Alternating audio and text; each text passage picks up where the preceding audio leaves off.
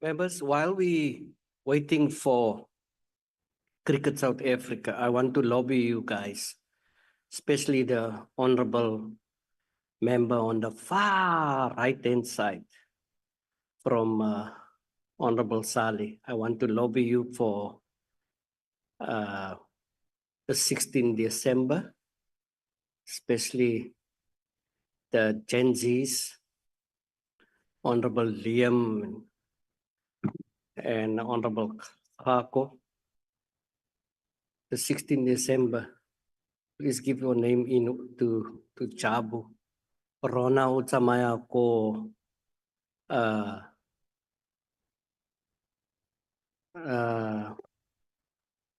Matsikama. Utsamaya lemang le Rona.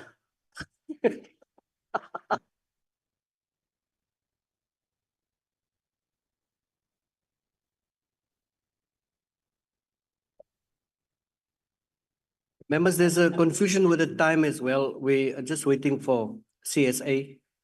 They're on their way. They are close by.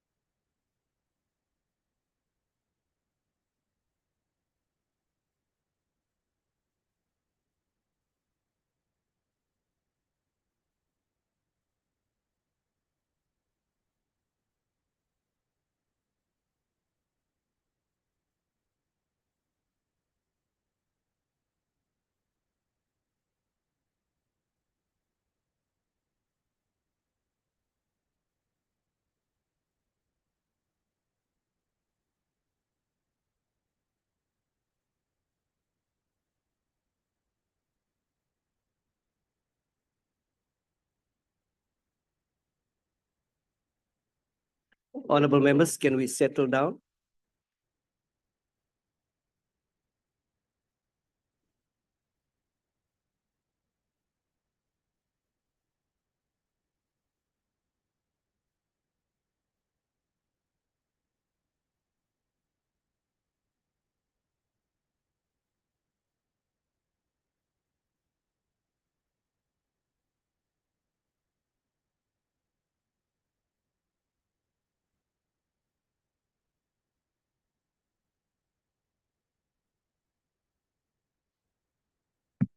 Good morning, everyone. Good morning, honorable members. Honorable members, we are going to start with our meeting, but before we are going to start officially, a warm and quick welcome to Cricket South Africa. May I also apologize from my side on the misunderstanding of time. I would like for future purposes that both professional staff from our side and DSEC from their side ensure that future meetings be communicated properly with regard to time. I'm saying this because it's not the first time that it's happening. So there are concerns from members on the starting time due to transport, but due to our business, there is just no way that we are in a position to start at 10. In front of us is the agenda. We will have only one item for today, following a session to Parliament. And as all of you know, honorable members, we might be very late tonight, meaning 8:30. We will only be able to leave Parliament.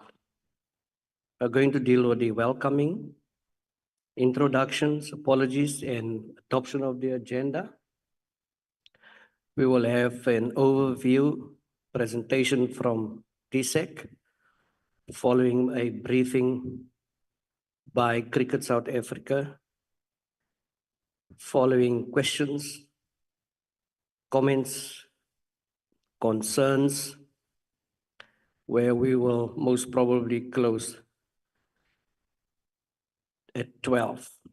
Is there any proposal that we accept the agenda like this? And is there any seconder? You are welcome to raise your hand and do so.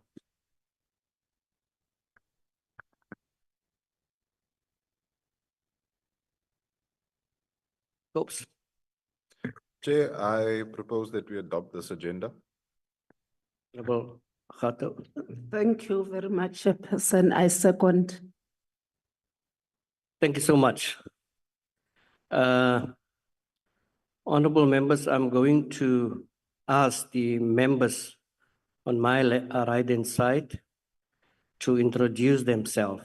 You will find that some members are very proud to introduce themselves and also indicate from which political party they are. But sitting here in front, I see everyone as one. We are one collective, one team, but I want DSEC and CSA to forgive them. There will be some tendencies to say from where they are, knowing that there are some by-elections also taking place, so perhaps for some it's important. Honorable Advocate Sali. Thank you, Honorable Chair. I'm Advocate Shamima Sali, and I'm with the Al Jama cricket team. Welcome to Cricket South Africa. Thank you. Good morning, everybody. My name is Liam Jacobs. I'm a member of this portfolio committee, and the team I represent, it's also a political party, is much like my suit. It's blue. I'm from the DA. Thank you, Chairperson, and everybody which is here.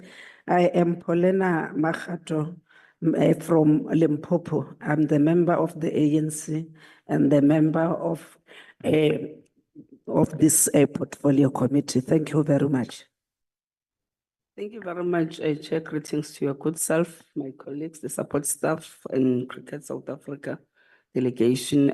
My name is Nomkabelo Ethel Nkosi. I'm from Mpumalanga province, representing ANC, member of this portfolio committee. Thank you.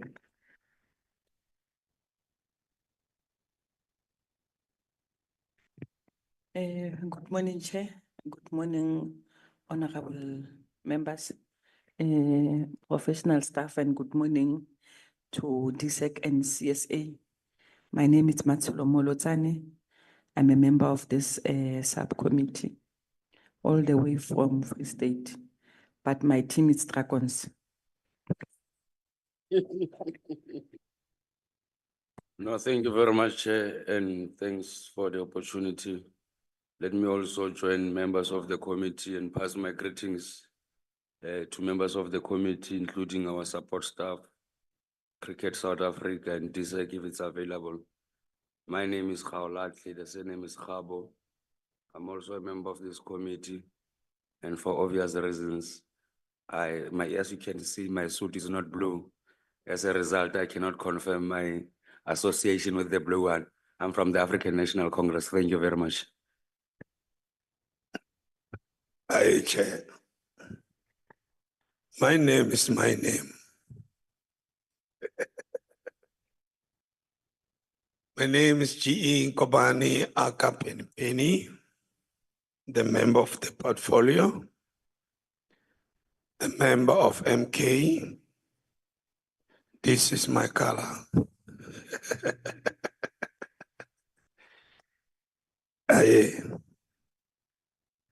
Thank you, Chair. Greetings to everyone. My name is Kukulethu Mchunu. I'm representing a big team, MK, Mkhonto Wesizwe. Thank you. I now invite the professional staff of the portfolio committee to introduce themselves, starting from my right. Thank you, Chairperson, and good morning. Good morning, members of the committee. Good morning to the delegation from Cricket South Africa and DSEC and colleagues. Igama lami nguZoleka Kula, Committee Secretary, we Portfolio Committee representing Sport and Recreation. Ngos. Good morning, Chairperson, members of the committee, CSA, DSEC, colleagues. My name is Ajabulile Etumi Samtia. I'm the committee coordinator for arts and culture. Thank you. Good morning. Thank you, Chairperson. Good morning, members and our colleagues from the department and Cricket South Africa. My name is Fiona Clayton. I'm the committee content advisor. Thank you.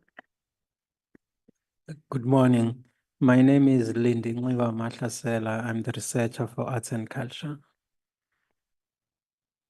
Morning, everyone. My name is Bulela Kulata, the executive secretary to the Chairperson. Thank you. Good morning, everyone. My name is Dr. Jacobo Jacob Morwe, the researcher for sport and recreation within the portfolio committee. Thank you. Thank you so much. I'm going to invite the Department Sports, Arts and Culture to introduce themselves following the representatives of Cricket South Africa.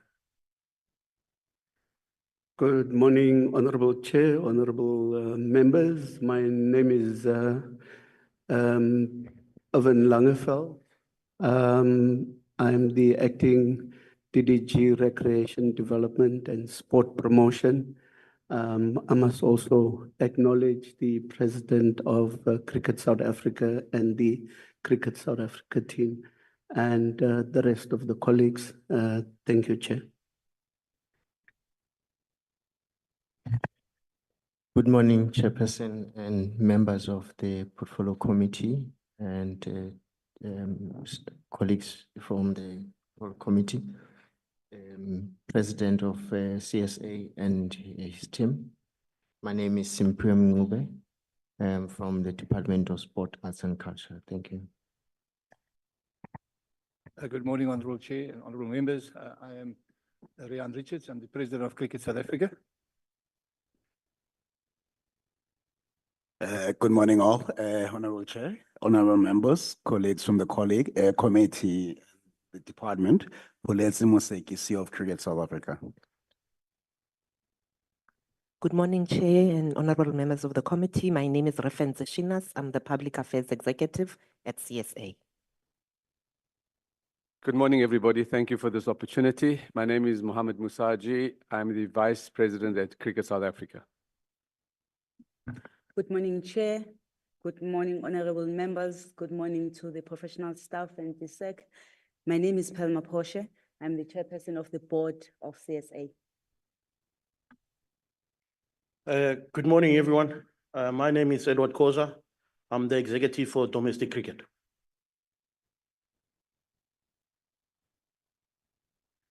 Good morning, Chair, honorable members, all protocol observed. My name is Mbali Phuza. I'm the Transformation Manager for Cricket South Africa. Thank you. Good morning, Chair. Good morning, everyone. My name is Inokunkwe, Director of National Teams and High Performance. Good morning, everyone. My name is Nonkanyi Sonyilega, Stakeholder Relations at Cricket South Africa. Thank you. Good morning, everyone. My name is Mabeta Ralebipi from the Department of Arts and Culture, DG's office. Thank you so much. Do we have any apologies, PC Secretary? Yes, Chair, we do. We have an apology from Mr. Mtetwa, who has a political party commitment, and we also have an apology from the minister who is attending Cabinet Committee. And lastly, we have an apology from the acting DG, who is attending a Publishing Hub event on behalf of the department. Thank you, Chair. Thank you so much. I would believe and think that everyone is welcome today in this meeting. The President of Cricket South Africa, again, welcome. I'm so glad you brought Eddie Wood. He is my favorite. The time I had a visit to you and love his passion and his love for cricket. Honorable members, we are meeting one of our very important stakeholders here today. And I would like to say to Cricket South Africa, welcome to a very safe place, or rather safe space. The pitch is well prepared, and I hope that we will witness a few sixes here today. We might also find numerous legs before wickets, but that is the name of the game. Sport in this case, honorable members, cricket is an important brand in the positioning our country when it comes to trade, when it comes to investment, and even tourism opportunities.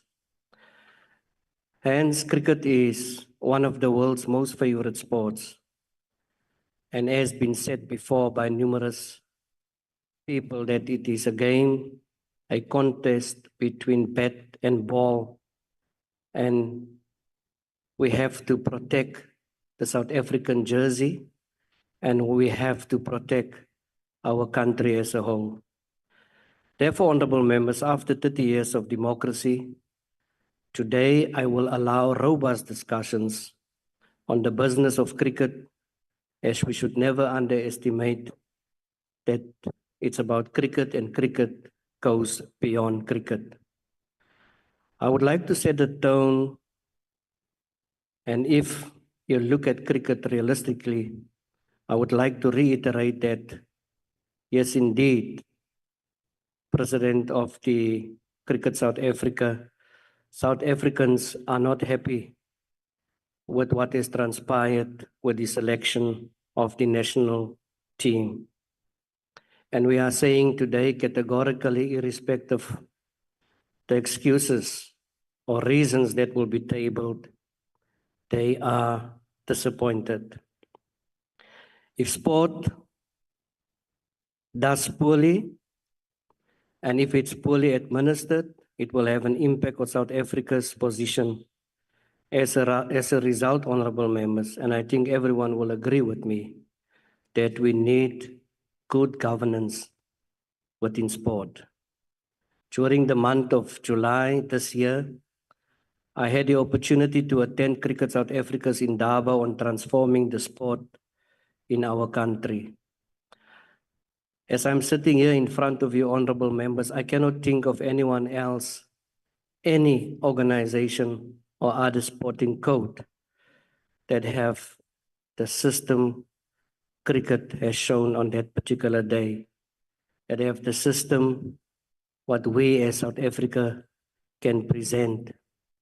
I must also admit and realize and say what really hit home was the fact that everything they have done during this Indaba was data-driven.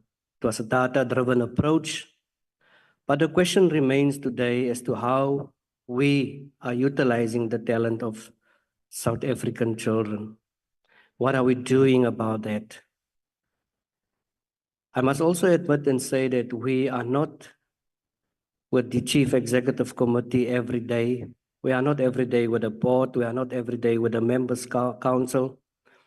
But it is important today, and that's why I appreciate the fact that the President of Cricket South Africa has invited us at some stage for a site visit, which was impossible. But I believe that if we were in a position to do so, it was also important for us to get an understanding. And yes, indeed, a deeper understanding than the representatives sitting in this room. To the President of South Africa, on behalf of this committee, I would like to congratulate our precious ambassadors of the Republic of South Africa, the Proteas women cricket team. By beating Australia, our women has shown unbelievable growth. Also in reaching a consecutive final, I believe in my words previously that was a victory on its own. A sign that the KFC mini cricket and other related activities within Cricket South Africa is busy bearing fruit.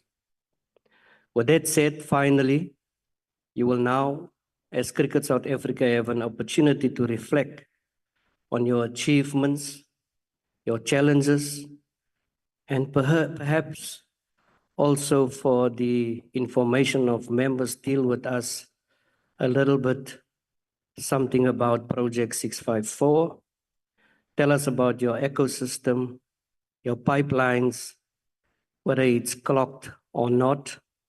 If it's clocked, we would like to assist in this regard as the portfolio committee. I also read through some of the presentations.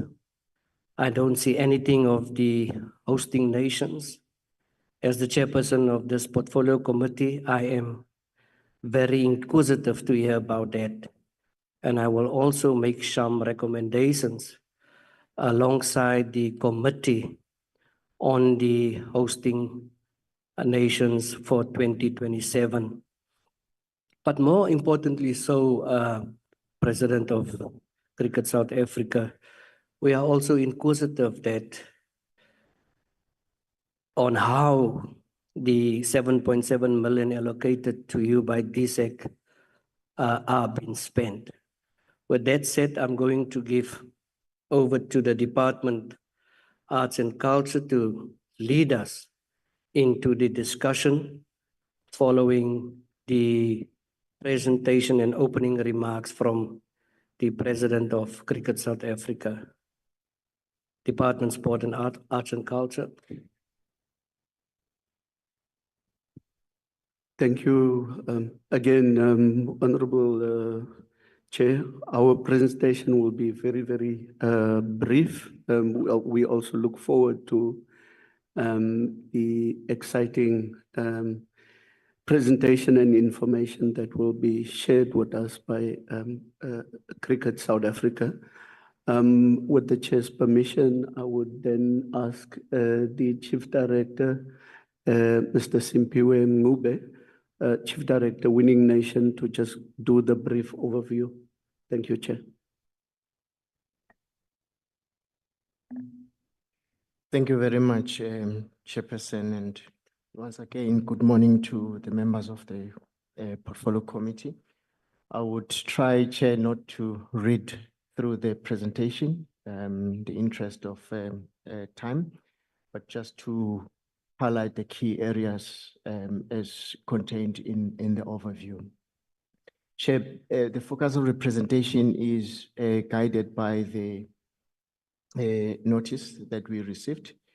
And we just going to focus on the support that we're giving to cricket, particularly this current financial year, and just give a bit of a sense of the context where it also comes from. Chair, we as a department have noted a few things as it relates to the issues of governance. As you may be aware, governance is one of those areas that inform us as to whether we should provide or not provide support, particularly where we are not getting confirmation that AGMs are being held. We are unable to provide support to that federation, as well as when we're not getting annual reports, presidential reports and audited financial statements, we also are unable to do that. Fortunately, with cricket, we have been getting these documents, Chair. Just to give a context, before last year, the baseline for cricket was less than 7.6. And after the Women's World Cup, which was held here in the country, the then minister decided to plant a seed and then challenged CSA to start a women's league. And in doing so, then the department pledged 5 million over a period of 3 years to specifically assist towards the establishment of the Women's Cricket League. And I'm glad, Chair, that you noted the improvement, and we can safely claim that maybe that's it assisted in propelling the performance of the Women's Cricket League. You note, Chair, that the funding provided is primarily for women's programs, women and girls cricket development, and then with a portion towards the regional leagues, regional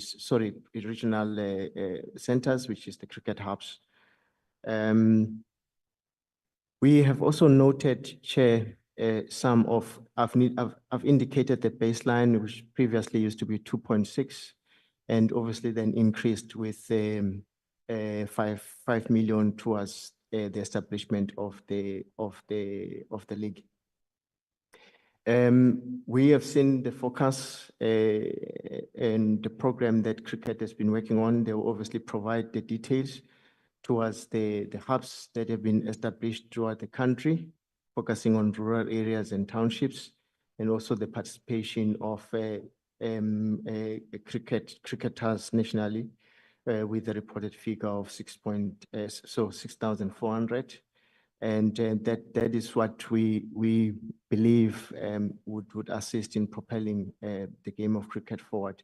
There are other areas that we have also noted as highlights. In 2023, the national boys under 16 and under 19 weeks, which comes directly from schools that participate in the hubs, and as well as in 2023, national girls under 16 and under 19, again, coming from schools that participate in the hub program. We also, Chair, you take a note of the initiative by CSA, that of the National Youth Service Program, which has afforded about 2,700 beneficiaries an opportunity to take part in cricket in some way, and also earning a living and a stipend. Chair noted earlier the system that cricket has.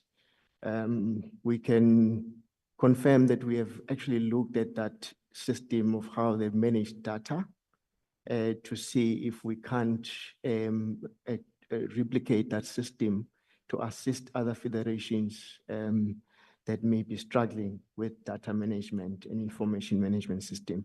So that system, we believe, is actually quite a useful system to replicate and use elsewhere. Chair, we have noted, which is now almost a common challenges, which are not necessarily unique to cricket, that of insufficient facilities and infrastructure, particularly in the townships and rural areas, as well as schools. Obviously noting that this is competency of the municipalities, and it really calls for an engagement with both cooperative governance as well as other municipal structures such as SALGA to try and resolve issues relating to maintenance of infrastructure as well. Chair, the financial pressures will always be a challenge, and we note that there has been some improvement recently, but in the past few years, there were some challenges. Chair, that's really an overview, basically, of that the department wanted to highlight in terms of Cricket South Africa. Thank you, Chair. Thank you. President of Cricket, any opening remarks? And you may also proceed with your presentation. Honorable Chairperson, the honorable members of the committee, thank you for providing Cricket South Africa with the opportunity to brief this esteemed committee. Before we delve into the actual presentation, I would like to highlight a few critical points that often shape discussion around cricket. While performance and composition of our national team, particularly the Proteas men, often dominate public discourse, it is vital that we acknowledge and appreciate the work that takes place at all levels beneath the Proteas. At CSA, we are committed to not only developing global competitive national teams, both men and women, but also to ensure that these teams are reflective of the rich diversity of our nation. This requires deliberate and sustainable investment in time, resources, expertise across all levels of cricket. Sport is often judged by on-field results. However, we must recognize the contribution of many men and women who tirelessly act behind the scenes to elevate the game. These efforts are not only to support cricket development, but also to contribute to socio-economic upliftment. Before handing over to the management team to provide a comprehensive overview of our programs, it's important that I illustrate and highlight a certain number of facts that would be alluded in this presentation. CSA employs 2,068 individuals directly through both the mother body as well as our 15 affiliates. Through our KFC mini cricket, we engage 126,000 children annually, keeping them active and off the streets, while training 13,600 volunteers to support this initiative. Our development programs reaches 7,811 schools nationwide, and there are plans to significantly increase this in the coming years. In a historic move, we have professionalized a domestic women's competition that is in conjunction with the Department of Sports, Arts and Culture, and this employs 66 professional women cricketers together with 33 permanent support staff. This initiative has elevated the need for women and increased their participation and performances at the international level. Our key challenges remain socioeconomic inequalities. Socioeconomic disparities in our country, often defined along racial lines, often create barriers for unemployed and lower income groups to access sport and to participate. The lack of facilities, and we are heavily dependent for access through the various communities fields as well as local authorities. Honorable Chairperson, I would not like to delve into the presentation itself. But before we proceed, it's important for us to state one fact, that we do not try and develop good cricketers. Our emphasis is about creating good citizens. So I'd like to hand over to the CEO who will drive the presentation. Thank you. See, is it possible just to keep the mic also close to you for the record purposes? Yeah. Thank you, Chair. Thank you to the honorable members again for this opportunity. We brought the members little books, but I see the already presentations have been created.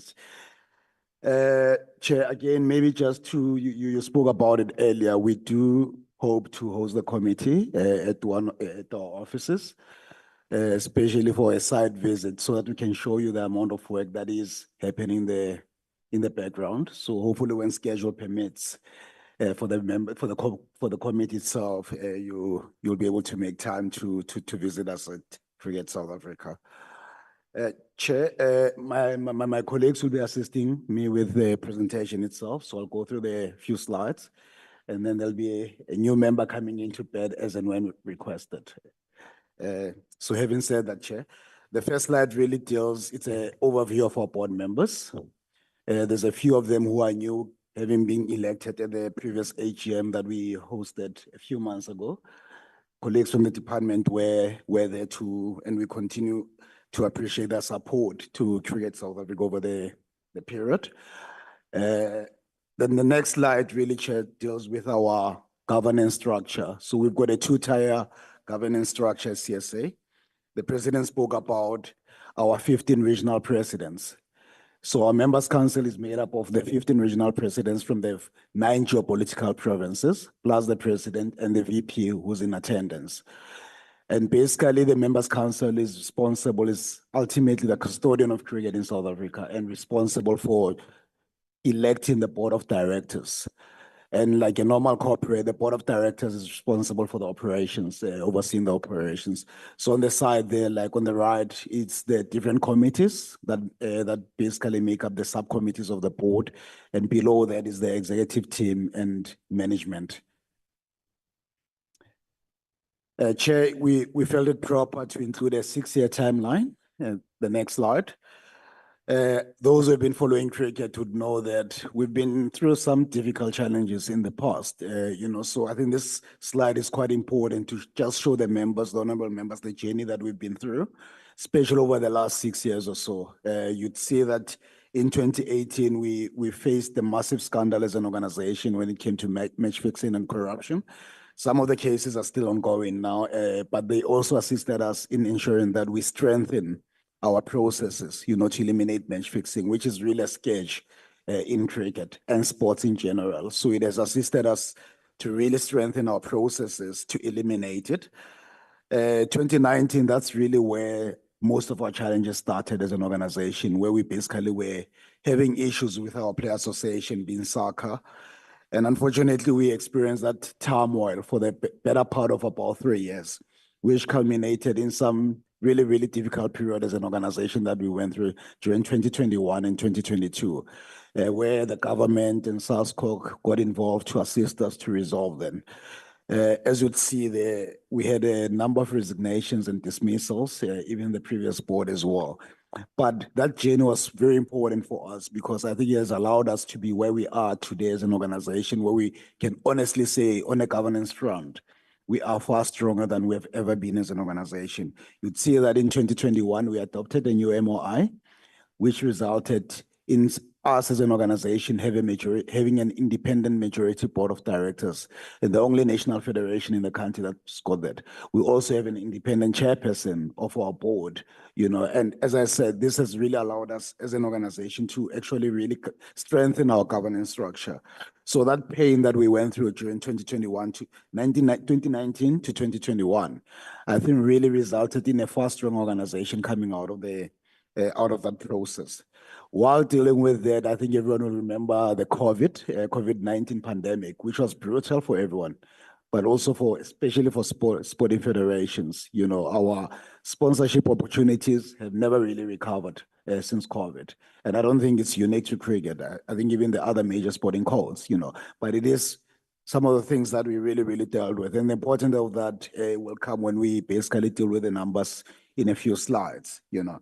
But as I said, that period from 2019 to 2021 was quite important because it has set a really strong foundation for us as an organization, you know. So 2022, we had a new leadership which came up with a new strategy and more stability. But one of the pride for us as well was launching a private league, the SA20, which was quite important for us as part of our sustainability journey as a sporting federation, you know.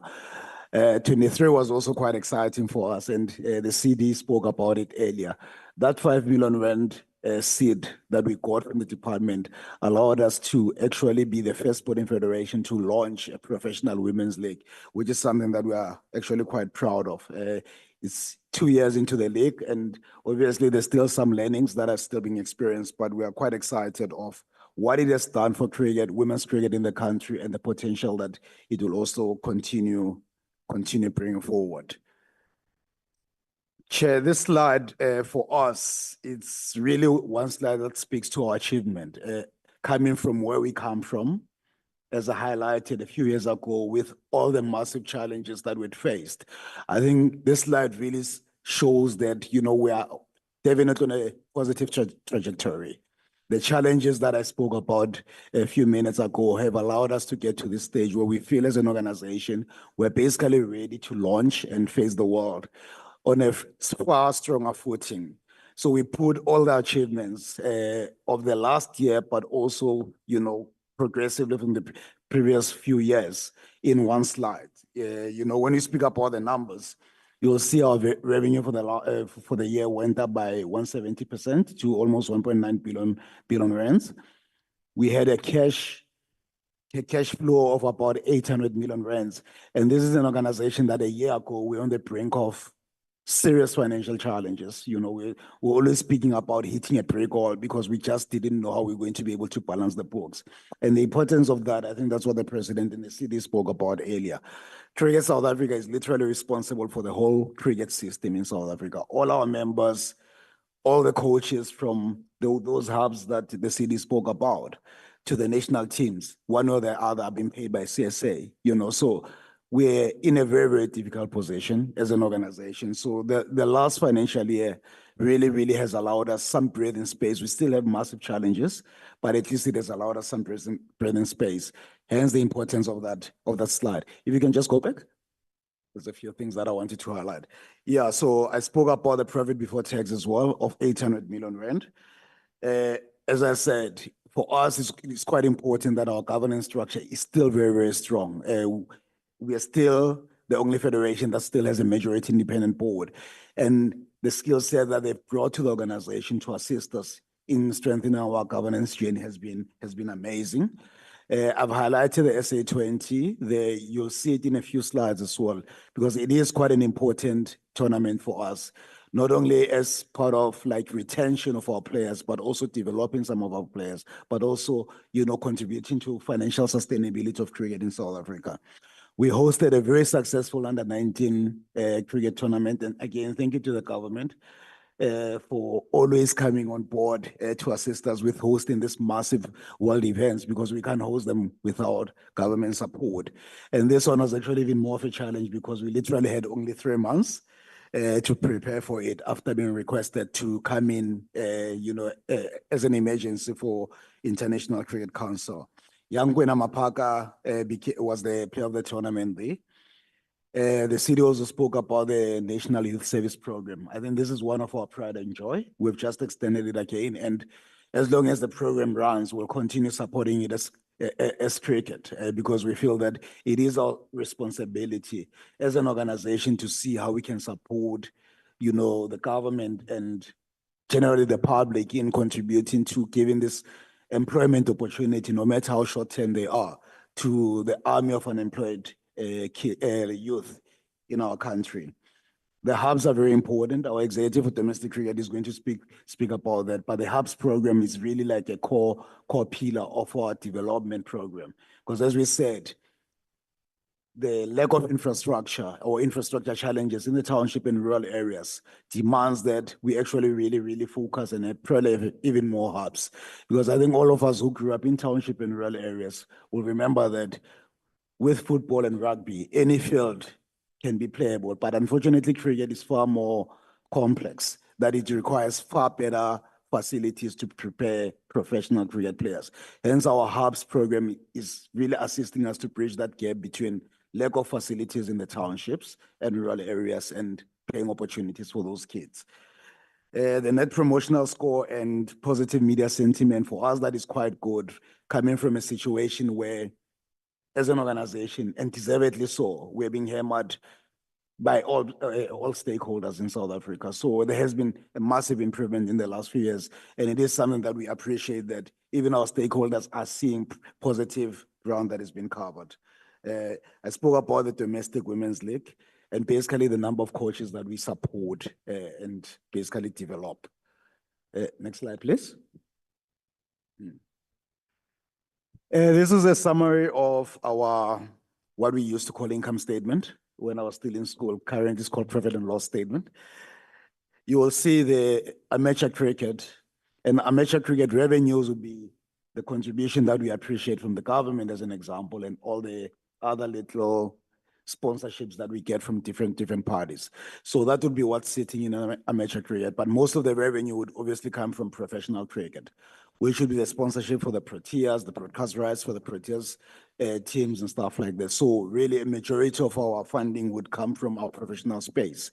So one of the biggest challenges that we continue trying to like really work on is to increase that portion of amateur cricket, because then it will allow us to even roll out even more hubs as an example, more programs. But fortunately for now, we're still trying to see how we balance the books with the available funding that's basically there. If you go to the next slide, yes. So this slide really basically shows, I spoke about the 170% increase in revenue. Our expenses obviously was a function of that massive increase in revenues, but it is one of the things that we are really trying to tightly manage as part of our sustainability journey as cricket in South Africa. We had a profit of 800 million rand from a loss of about almost 120 million a year before. The second column really speaks about our revenue split. You'll see broadcast rights are quite a significant portion of our income as an organization. You know, we always say that broadcast rights are the lifeblood of sporting federations. Without solid income from broadcasters, sporting federations will always struggle, you know, and especially the big three, is so-called big three, you know, broadcasts are very important part of that component. The last bullet there really speaks about our dependency as an organization, because for the last year, almost 80% of our revenues were dollar based. So we are quite dependent on that, quite exposed to the rand dollar exchange rate in that sense. The next slide really speaks about, just can go back please, just a bit. That one speaks about the split in our expenses, and the last column is basically our other income. Yeah, you can go to the next slide. I'll spend some time on this slide, and I think it's quite important we explain it properly. As cricket, we budget over a 4-year cycle. The 4-year cycle basically includes the one major ICC event, which is the one that we'll be hosting in 2027, the 50 over Cricket World Cup. So that event happens every 4 years. So us as cricket boards, not even in South Africa, just globally, we budget over a 4-year cycle. So we have a situation where under normal circumstances, you'll see, if you look at that graph, our previous cycle would be the column on the right. It should be F19 to F22. Apologies for that. It should be F19 to F22. So that was our previous cycle. I think the chair spoke about Project 654. Chair, that was really where we had to be dealing with Project 654. You'll see as a federation, we had a loss of that over that cycle of 570 million rands, which really put us as cricket in the back foot for this current cycle, because now it literally wiped out our reserves. So this cycle was very, very tough for us because firstly, we needed to start rebuilding those reserves to ensure the sustainability of cricket in South Africa. Because as I said, if CSA collapses, there's literally no cricket in the country. So the previous cycle was very tough for us. As you can see, we had a loss of 570, but fortunately this cycle is looking better because we want to ensure that over a 4-year cycle, at the very least, we break even or have a little bit to start contributing to our reserves. So how it's structured, there'll be 1 year which we make significant profit, which was the previous financial year, the 800 million rand that everyone's speaking about. But as you can see, for the other financial years, we make significant losses. So our cycle is such that in 1 year, we'll make significant profit that is supposed to cover those other financial years where we make losses. Because as you can see, even now, there's losses projected for 3 out of the 4 financial years in that period. So hence this 800 million is really supposed to ensure that all those years where we're making 200 million rand losses, 300 million rand losses, at least we are able to cover those years with those reserves that significant profit that would have made in that 1 year. And as I said, that's how our cycle works. So fortunately for this current cycle, which ends in 2026, we are projecting that we'll have a profit of about 180 million rand. And the importance of that surplus is really part of starting to rebuild our reserves so that when we have another cycle where we face 500 million rand losses, there is some money to ensure continuity of cricket. Because I think, to be honest, as a sport, we are on our own as a big federations. You always have to make sure that you are taking care of this important sporting code for the country. So we have to always make sure that we ensure its sustainability long term. Next slide, please. So this is like really a graphical representation of our revenues. As I said, broadcast rights are the biggest chunk of it. And then we've got ICC distribution, ICC being our international motherboard, International Cricket Council, sponsorship tiny there, other events, ICC events, and government funding. The graph on the right, the pie chart on the right, obviously is more expenses. And I'd like to highlight, when I say Cricket South Africa is responsible for the whole cricket infrastructure, you'll see the member funding component there and the cricket services. So that's really where we support cricket throughout the country, through our members, whether directly or indirectly. So it's a significant component of our expense base. Chair, I will request your favorite person, Edward Koza, maybe to come in, our executive for domestic cricket, for the next few slides. Thank you. May I proceed? Thank you, Chair, and thank you, honorable members, for the opportunity. I think where I need to start is the slide that's in front of you, and it was a moment of reflection for some of us. I was sitting in my office, the then Sports Minister, Nathi Mthethwa. There was a cricket match taking place, and he made a comment that the team that is on the field of play doesn't represent him. And it was a moment of reflection for me as an administrator for cricket, because those that can recall, our pathway structure always resembled a pyramid. And we always didn't worry about where the people are falling off to. But at that point in time, when he mentioned that, it just made us realize that there are people that are consuming cricket on a daily basis, which is the cricket population. And there are people that probably we can grow the game to, which is the viable population that cannot see what we do on a daily basis. And we needed to find a way to say, now, how can we reach out to those people? And there's also a theoretical mass based on the statistical data to say we can grow the game to a particular level.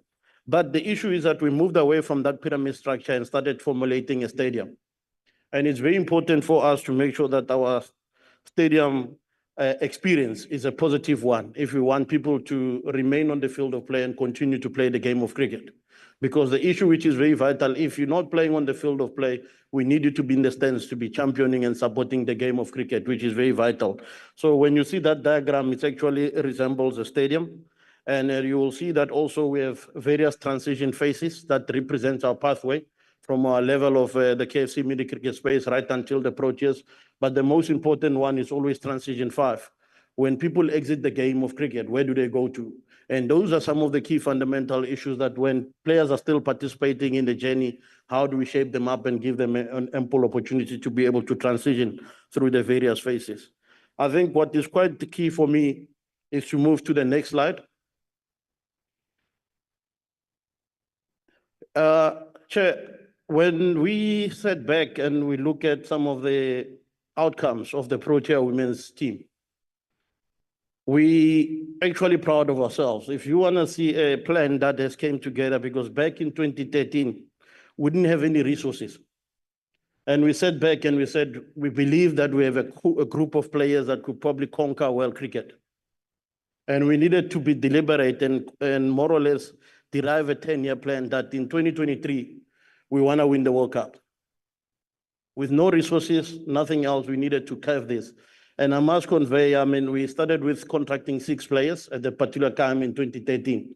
But immediately what we realized within 3 months, the gap between those players that were contracted relative to the ones that were playing on an ad hoc basis grew significantly, in which we managed to approach the board again to say, we're going to have an unbalanced team because we have 6 players that are more or less taking cricket day-to-day basis as a profession, and then you have those that are playing it on an ad hoc basis. And luckily, the board managed to give us some money to contract 15 players. And that was the start of contracting in South Africa for us. And I think when you look at 2018 journey, that's where I would like to cast and pause a bit, because the discussions are always going around what opportunities lies for women, and is the pathway for women similar to the one for men. I mean, already in 2018, already you could see that our men have top-up contracts. If you play domestic cricket, for example, and you don't have a national contract, and you reach a certain threshold of matches, you get a contract upgrade. We introduced that in 2018 already for the women in the pathway. I mean, we started also paying match fees, because what happens in cricket, we have 2 levels of payment that goes to our players. We have the retainer, which is your normal contract, and you get paid on a monthly basis. But you also have a match fees, which get paid to you on a day-to-day, on a match-to-match basis. And that's where we've also significantly made progress this past financial year, where the men and the women are earning the same match fee. When it comes to T20 cricket, ODI, and of recent time, the ladies have started playing test match cricket as well. We also paying them the same match fees relative to that.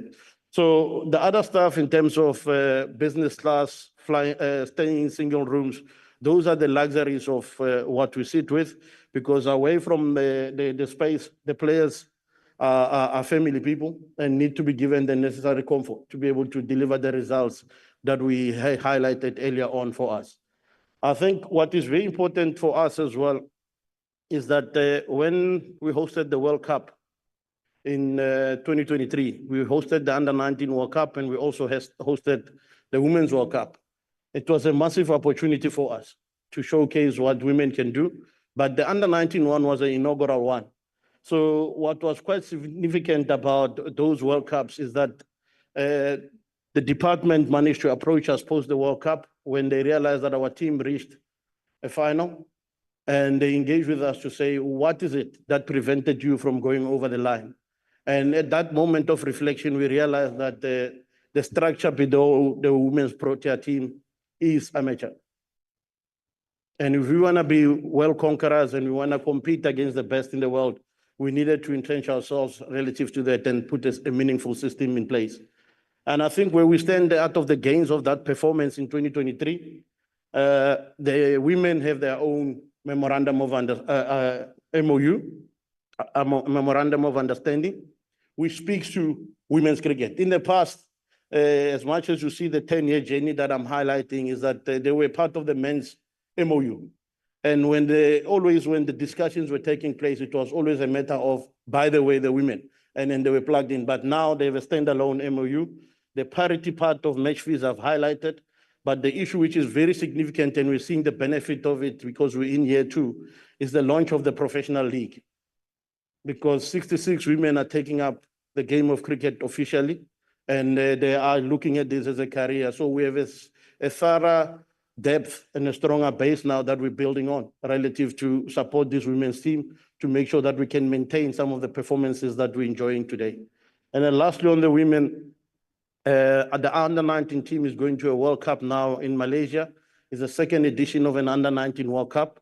And we have partnered with SA20 to be able to complement the preparation of the team by providing resources to try and make sure that we can have continuous camp. The team that you will be seeing in January has been in various camps, and the process is normally for 2 years for us to prepare them to compete at that World Cup. So when they leave on the 9th of January to Malaysia, we have greater expectations there because some of the players that are in that under-19 team, they've already made their debuts in the women's national team. Chair, the next slide is just for the honorable members to note the ideal way of actually bringing up a cricketer. When you look at, this is Mihlali Mpongwana. He plays for Western Province at professional level, but you'll see that he's already made his debut at Protea level. When you look at the journey of Mihlali Mpongwana, you'll see that he started at the mini cricket phase, and he played his cricket at the hub. But what was very instrumental is that he managed to get the support to be taken to the Western Cape School of Excellence to be able to further his studies there and play his cricket. Because when the department opened up the sporting schools as a focus, we partnered with them.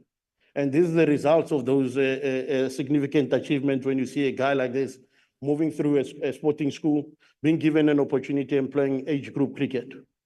Yes, we like to have a cricketer, but we do realize that sometimes you need to balance, if your cricket career doesn't work out, that you also have something to fall back on.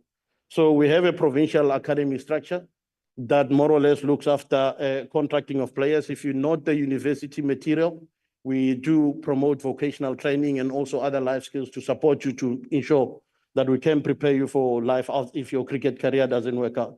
But this is more or less, when you look at this model, it just represents and it's ideal. And of recent times, there's a last parting shot on the slide for me, Chair. When the department changed their strategy and from a sporting schools perspective, we've lost out in terms of the footprint that we had in that school because it's now back to a normal school and we're no longer hitting the outcomes and the fruits of what we intended before. So again, these are those partnerships that we have that have delivered players of this nature. Chair, the next slide is just to give an indication of taking a player from under 16 to under 19 and producing them as a Protea under 19 player to represent us at the World Cup. This is not, these are real figures and real facts. The issues which are very vital to just take one kid more or less through the process, you can see how much significant we spend. And normally our talent acceleration program takes over a 2-year process. Because like you see now, we've already started with a cycle to prepare players for the 2026 World Cup. So this slide is just to aim to give you a bit of a sense around the various levels and what we spend on an individual cricketer to bring them through.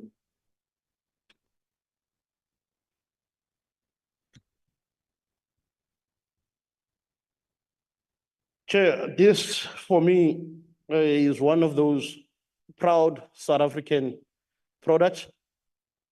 It's a grassroots development. It's modified. It's in its cheapest form. We use plastic equipment, and it provides real sporting opportunities for kids that wants to play the game of cricket. And it's volunteer-driven, and we rely heavily on the teachers as well as parents out there to be able to drive the coaching and provide the real sporting opportunities that we're looking for. And what scares me the most, Chair, is that the spirit of volunteerism doesn't disappear at this level. The program is over 40 years old.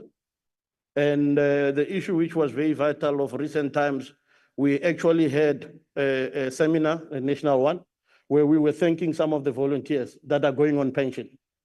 And it humbles me that some of us, we take certain things for granted because they happen to us on a daily basis. But to have someone who's going on pension at the age of 63, being flown for the first time to a destination of choice where we're going to thank these people, To me, it just shows to say a small gesture from our side to say thank you for the tireless hours of giving kids out there the real sporting opportunities that we strive for. But the one thing that happened there as well, which was unscripted, Chair, one of the people that we were thanking was a volunteer coach in the KZN area. And we invited the Protea players. And when you look at Petlukwayo, who was invited, the person that we were thanking for services in KFC was the same person that introduced the game of cricket to Andile Petlukwayo. That shows you the power of this program in terms of how significantly it can do that. The data that you see in front of you is a parting shot, because we sometimes tell ourselves we're doing well, but I think through the assistance of KFC, we commissioned Gibbs, and they went out there to do a study which we can share with the committee as well, because the detailed report of this program will speak for itself. And what Gibbs came back with, it just confirms the impact of this program to sports in South Africa.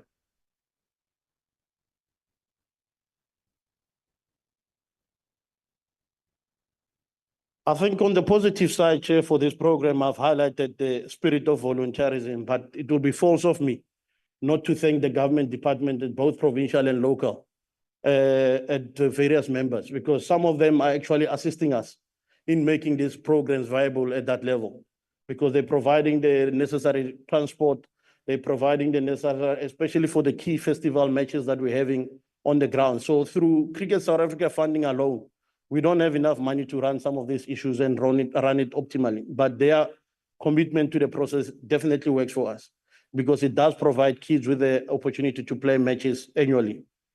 I think what is quite interesting, we've just done a 5-year analysis, which is part of our sustainability exercise. And one of the key issues that has been highlighted, there's an appetite to grow the sport.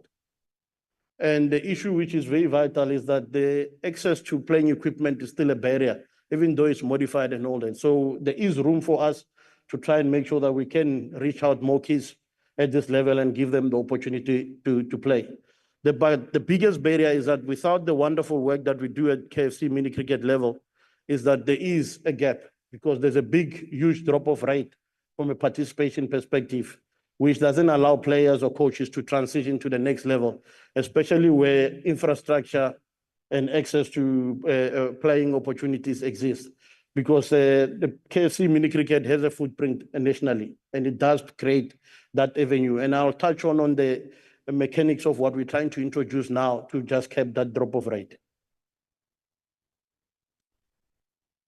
I think lastly on the KFC mini cricket program, if you look at the photo at the bottom, that's a 2014 Under-19 World Cup winning team, which had 13 players out of the 15 that have played the KFC mini cricket program. The familiar faces that are in there are the current national players. The captain of that team was Aiden Makram. Rahiso Rabada was part of that team, Andile Petlukwayo, your Jason Smith, all those guys are already playing Protea level cricket. It just shows you the impact that the program does at that level. But what is significant is in the women's space. Because when you look at over the last 3 years, when we look at how many players have came through, you can see the impact of the program to the sustainability of our participation. The Meso Cricket Program, Chair, is the new program that we piloted successfully in Northwest, Mpumalanga and Limpopo, especially where challenges of infrastructure in terms of graduating kids from the mini cricket program to another level is a problem.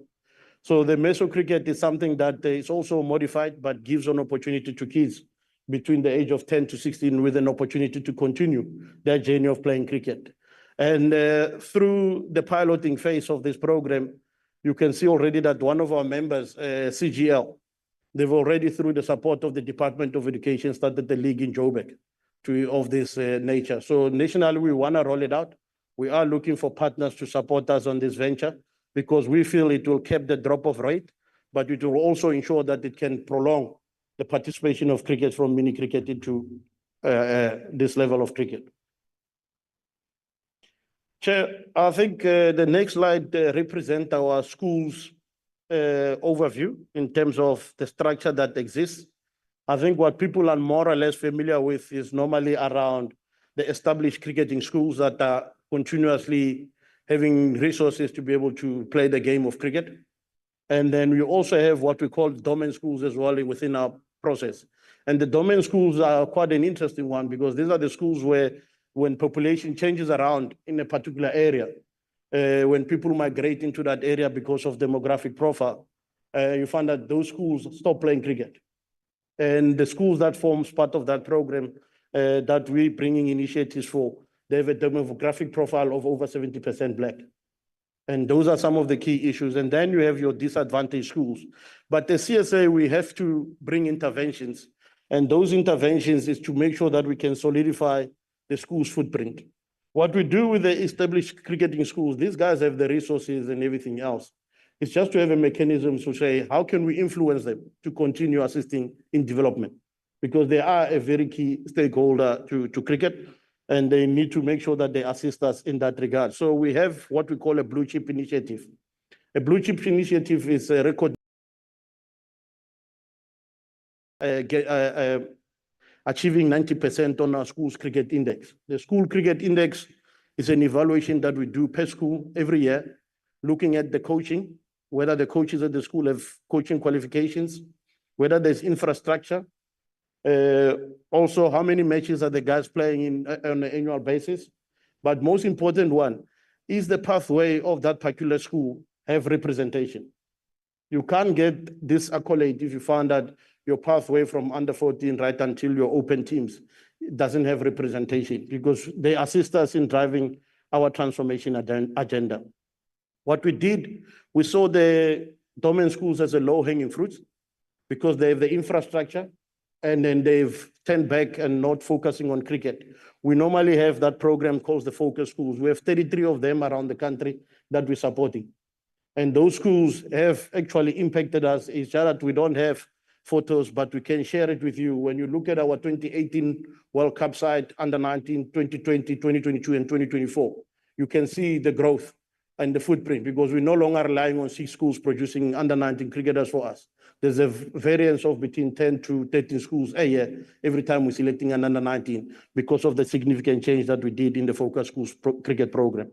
And lastly, Chair, I think we could have sat back and said, when we did the agreement in 2015 with the Department of Education as well as Sport, to try and make sure that we can gain access to schools and be able to provide real meaningful opportunity. That agreement has actually assisted us because we could be able to go to schools that wanted to play, and it had a big impact, especially around the hubs. Because as everybody knows that in the disadvantaged communities, infrastructure is a problem, and we had to use the vehicle of the hubs to try and make sure that we can get schools cricket taking place. So hub will get into a much more detail later on when I explain. Nonkanyis, if you can just go one back. But all these 3 models share with all these interventions from CSA still require a further intervention, which is more or less what we call the player performance plan, which is an individualized program working on identified talent. So you can be playing all over the show, but once you get identified, there's a constant effort to try and progress you to be able to see whether you are the real deal to represent the country down the line. Chair, we want to be medal contenders at under 19 level for World Cups for both men and women. And we had to reflect back and say, where are these players coming from? And we had to call an Indaba with the schools that are producing players for us, for both male and female. We invited 54 of them. And part of it was to make sure that our school structure is responsive and relevant to today's issues in terms of what we need to achieve, but also assist us in transforming the sport itself to make sure that the identified talent is being given the rightful space. But this also is assisting us to make sure that we have we grow our base for identified talent, but also have an inclusive one. And definitely excellence is one of those issues, because we want to play at World Cups, not as participants. We want to make sure that we medal contenders at under 19, because that's a short window for players at this level. But also the important issue is that it showcases the strength of our programs. And these 54 schools have embraced us relative to what we put the challenge to them. And we've embarked on an element of discussion, and what materialized out of this, there's some resolutions that we've taken that we're able to roll out. But what the members have also done we've also filtered it down to the provincial levels because there are Indabas that have been held to address local issues with the various members as well. I think realistically speaking, there are serious issues when you look at that all our age group tournaments currently are funded by CSA. The sponsors that we enjoyed in the past are no longer there. That's one of the key fundamental issues of what hit us after 2019. So a lot of those national weeks that are taking place over December are very critical because it's a pathway for us to identify talent and give them the necessary opportunities. I think issues around lack of facilities, we've highlighted that. I don't have to spend time relative to that, as well as the fact that we need to modernize the agreement that we have. Because I think the agreement that we have with the DBE as well as sports is very vital for us to continue in the journey and beef up what we've been doing. So that's one of the key issues. And we will probably be reaching out as well to our DBE partners to say, whenever strategy is changing, we need to be consulted in a way because some of it, sometimes it disbundled a machinery which was producing players. I might have used Mihlali as an example, but there are more Mihlalis that came out of that environment.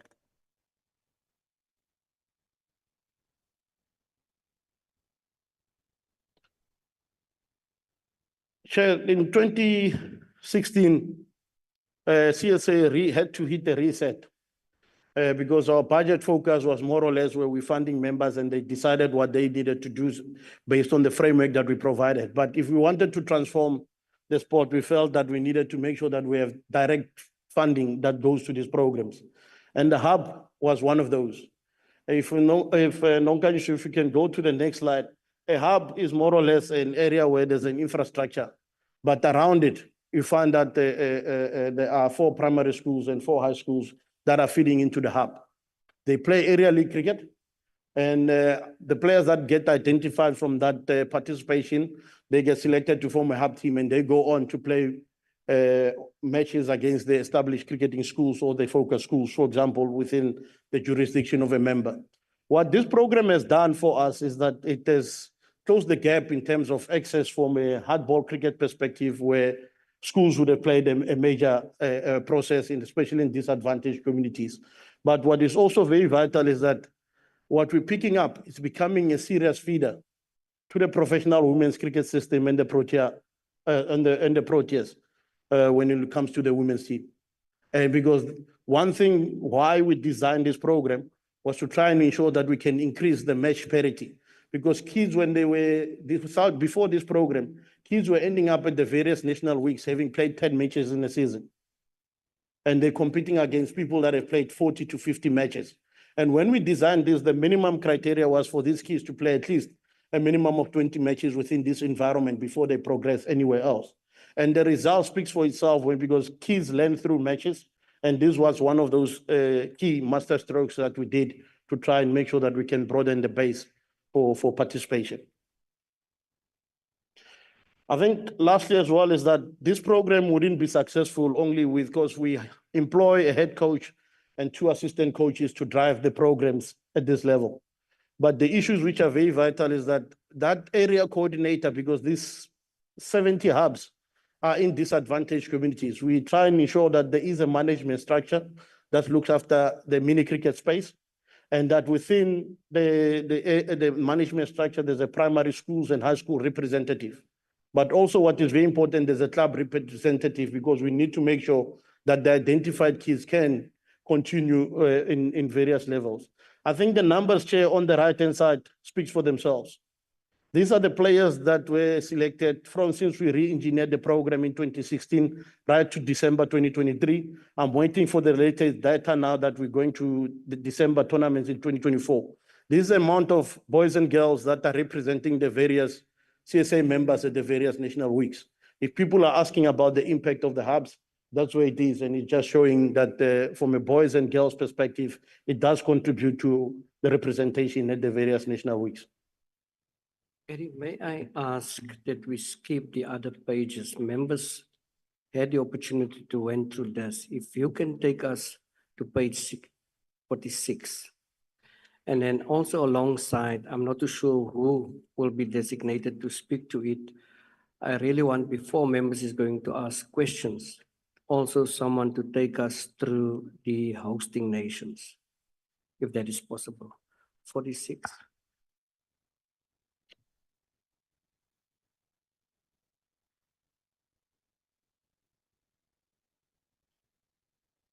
Is it your slide? Yes. Okay.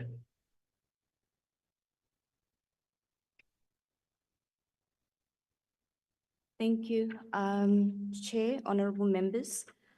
Mine is to take us through an overview of what we've put together in terms of our CSA's transformation mandate. Members will note that we have indicated, I think also the Chair did allude to the fact that we had the DI Indaba this year in July. And really one of the things that we want to highlight over and above what's been indicated on the shared booklet is that we want to also make sure that we're focusing on transformation on and off the playing field. There's a slide that we have which speaks to our leadership representation in terms of the demographic representation of the CSA board and also the executive management. So it's quite important for us to also show how far we've come as an organization in terms of our leadership representation, especially when it comes to advocating for women in the cricketing space as far as leadership is concerned. So if you can please go through the thank you so much.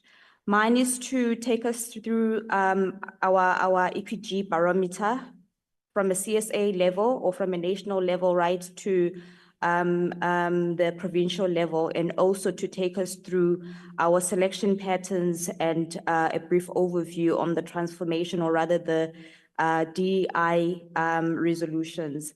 So members will note we've got a summary overview of our national barometer, and that really measures us on 43 dimensions from the scorecard from DSEC, where we are focusing on the board and staff demographics, the schools and clubs, representative teams, medical and science group demographic profiles, the coaches and umpires demographic profiles, and also preferential procurement.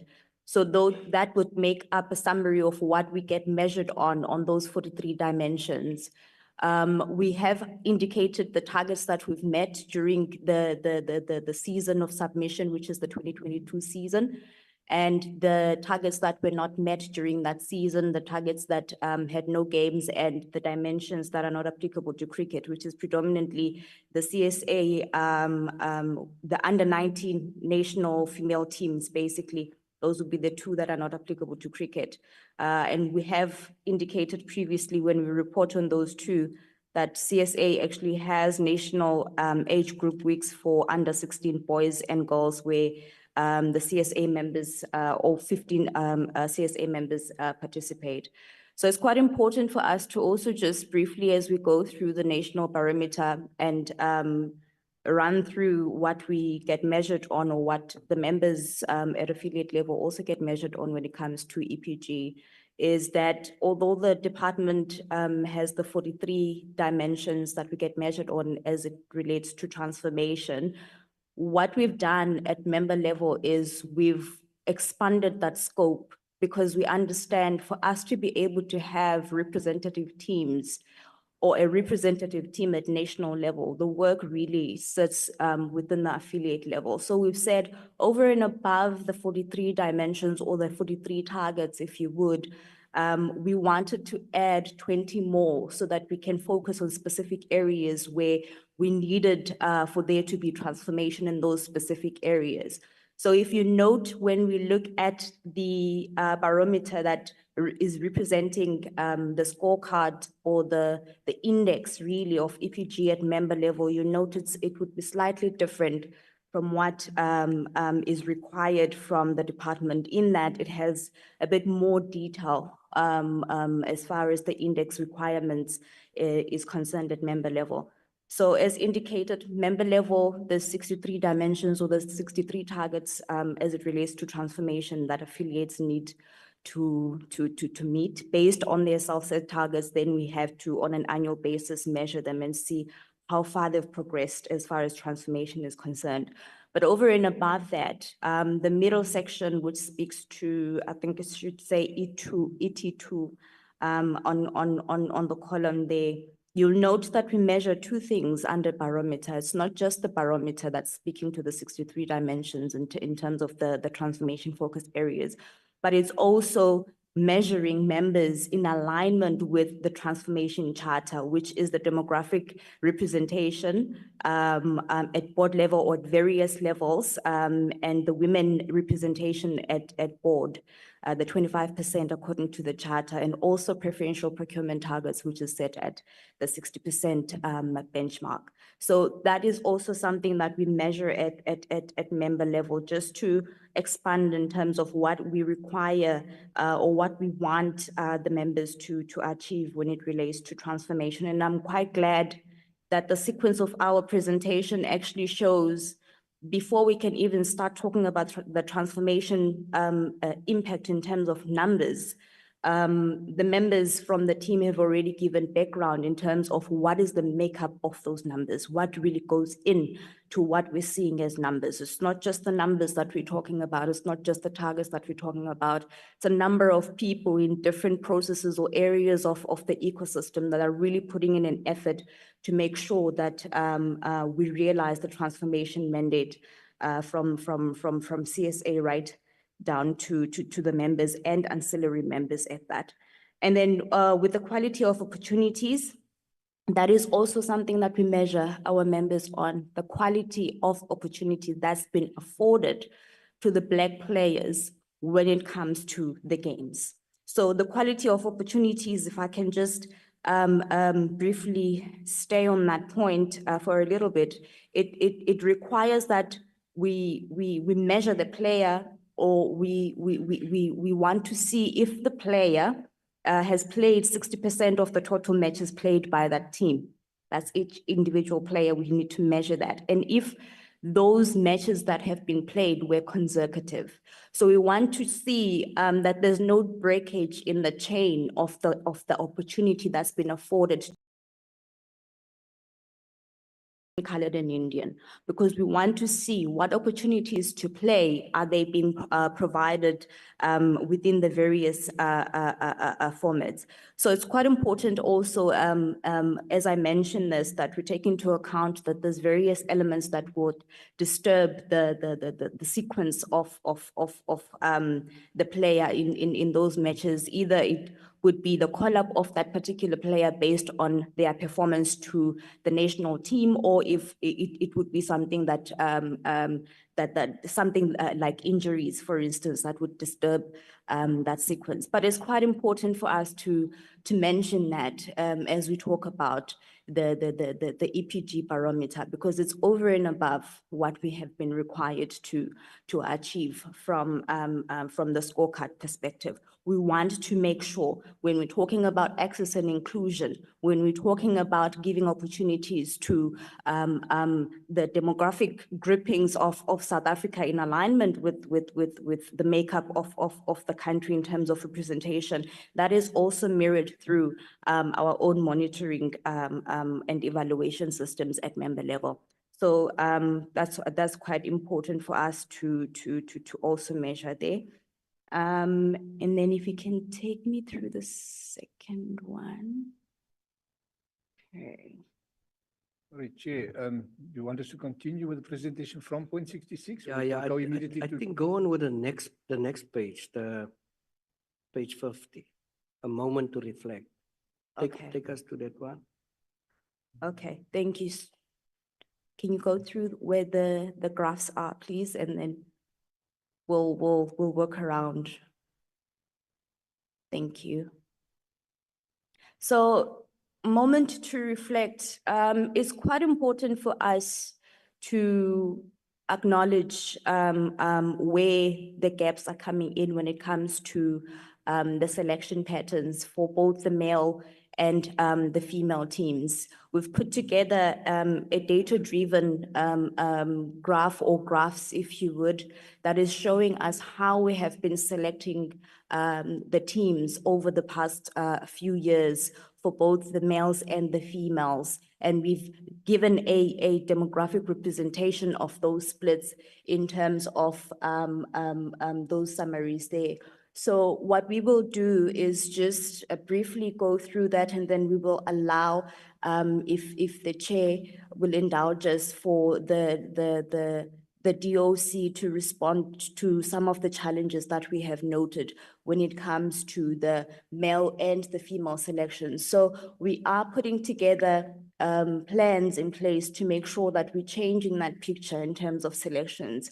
We do acknowledge, obviously, that as the chair has already also alluded, that one player issue at the World Cup is quite disappointing and unacceptable, if you would, at this point in time in our country. So we have put together measures in place to address both the issues that have been noted from the male side of selections and the female side of selections.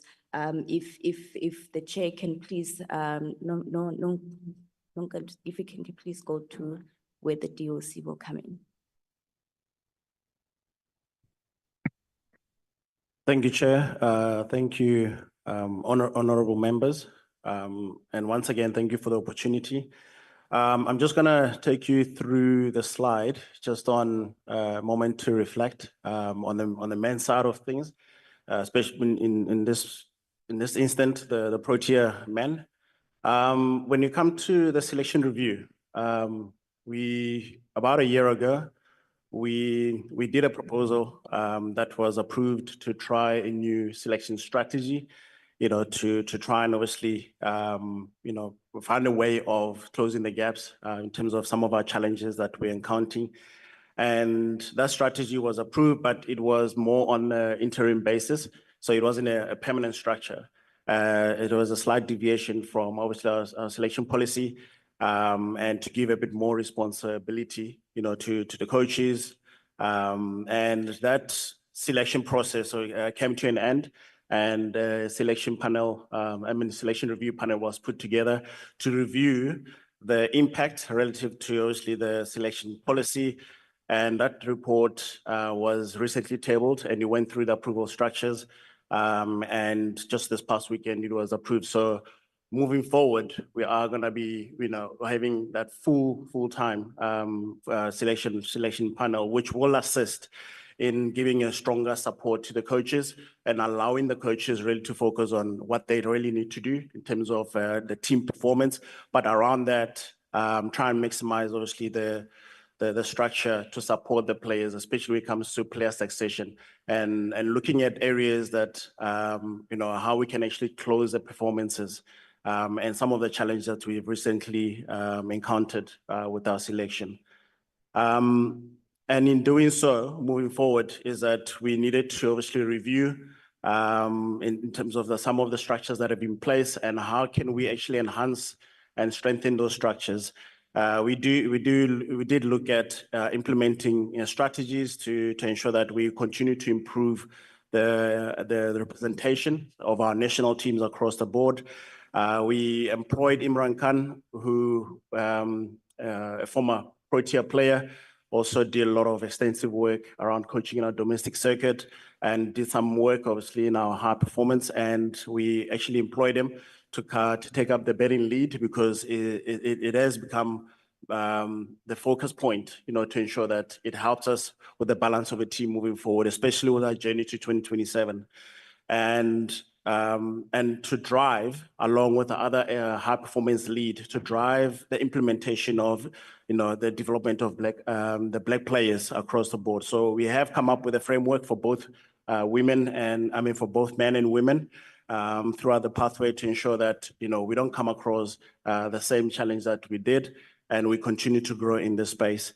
And we were able to also reach out to the likes of Themba Bavuma and Kaya Zondo, who are obviously playing for the Proteas and have made a huge impact in our cricketing system as role models.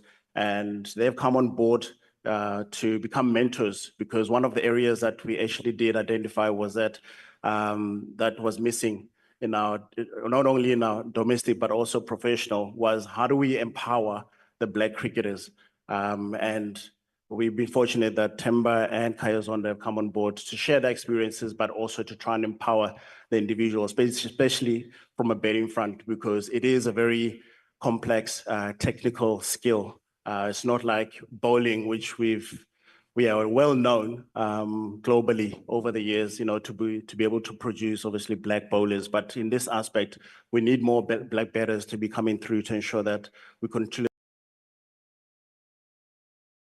our national team. And lastly on this slide is we're on this journey to 2027, and we want to make sure that by the time we get to 2027, the Cricket World Cup, we have a fully representative team that will be going onto the field to compete and actually win the World Cup for the country. And so we've put structures in place, support plans for individuals. My colleague Eddie did touch on the performance, the player performance plans. So all of that have been put in place to try and obviously understand a bit deeper in terms of the player needs, but how best do we actually support them. And we've come up with a 35 player of identified players on this journey to 2027, which is something that will, on annual basis, we'll be reviewing and see how we actually strengthen the strategic plan going into 2027. Thank you so much. I think the committee is still in the dark. And the questions is going to come.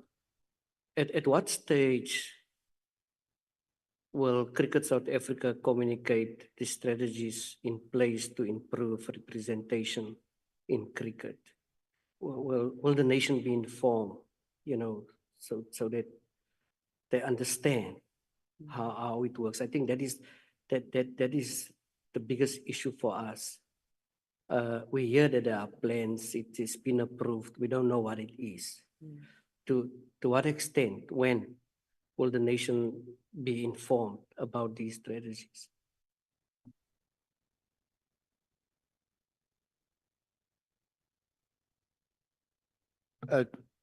Sorry, Chair, I think it's important that we have all those strategies available, and we are quite prepared to share it with the committee. Because remember, it is an individual-based situation.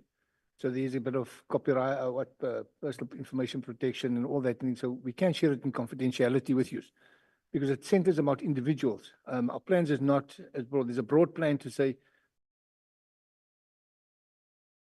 performance plan, play development plans are individually created for each player within the system.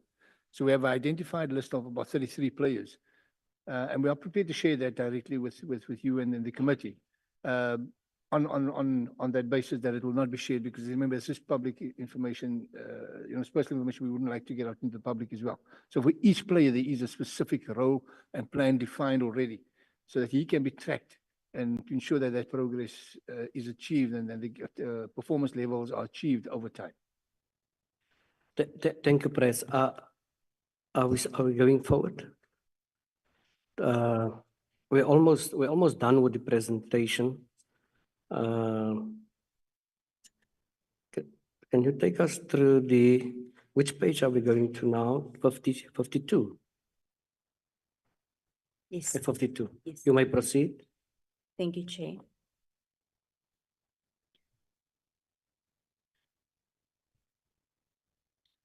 I'm going to take us through just briefly onto the DI Indaba resolutions.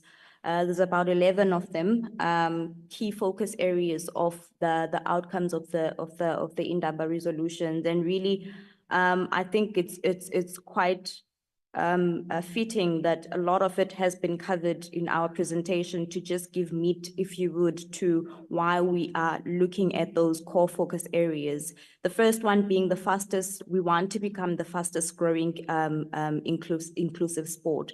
And we're speaking to Meso Cricket, the hub system, and the review of the agreement with the government departments and also universities. And that is something that Edward has already alluded to, the importance of it. And why it's becoming a focus area is we cannot become inclusive if we are still having kids that are not able to access the sport from the disadvantaged areas. some of our core focus areas, because really that is where we are able to bridge the gap through those various systems that we've indicated there. And then the second one would be the CSA transformation imperative, which is the national pathway selection. And the high performance focus area is really talking to the talent management, the 2027 World Cup strategy, and the strategic approach to sports medicine and science excellence. That is, Chair, what you have requested for the team to be able to share with this House, so that we can have a better understanding of what those plans actually look like. That is from a high performance perspective. And then the world-class sustainable cricket nation. Edward has already indicated that we are undertaking various sustainability studies to show or to give an insight in terms of how sustainable the cricket ecosystem is from a South African perspective, looking at the various elements of sustainability. So what we really are saying there is that as we go or undertake those sustainability studies, we also need to take into account that as much as we might need to somehow tighten our belts, we mustn't forget that there's a transformation imperative or a DEI imperative that needs to be taken care of within that sustainability or those sustainability studies. And that also looks at the gender equality or equity elements, the inclusion of differently abled individuals, and culture and strategic approach to DEI.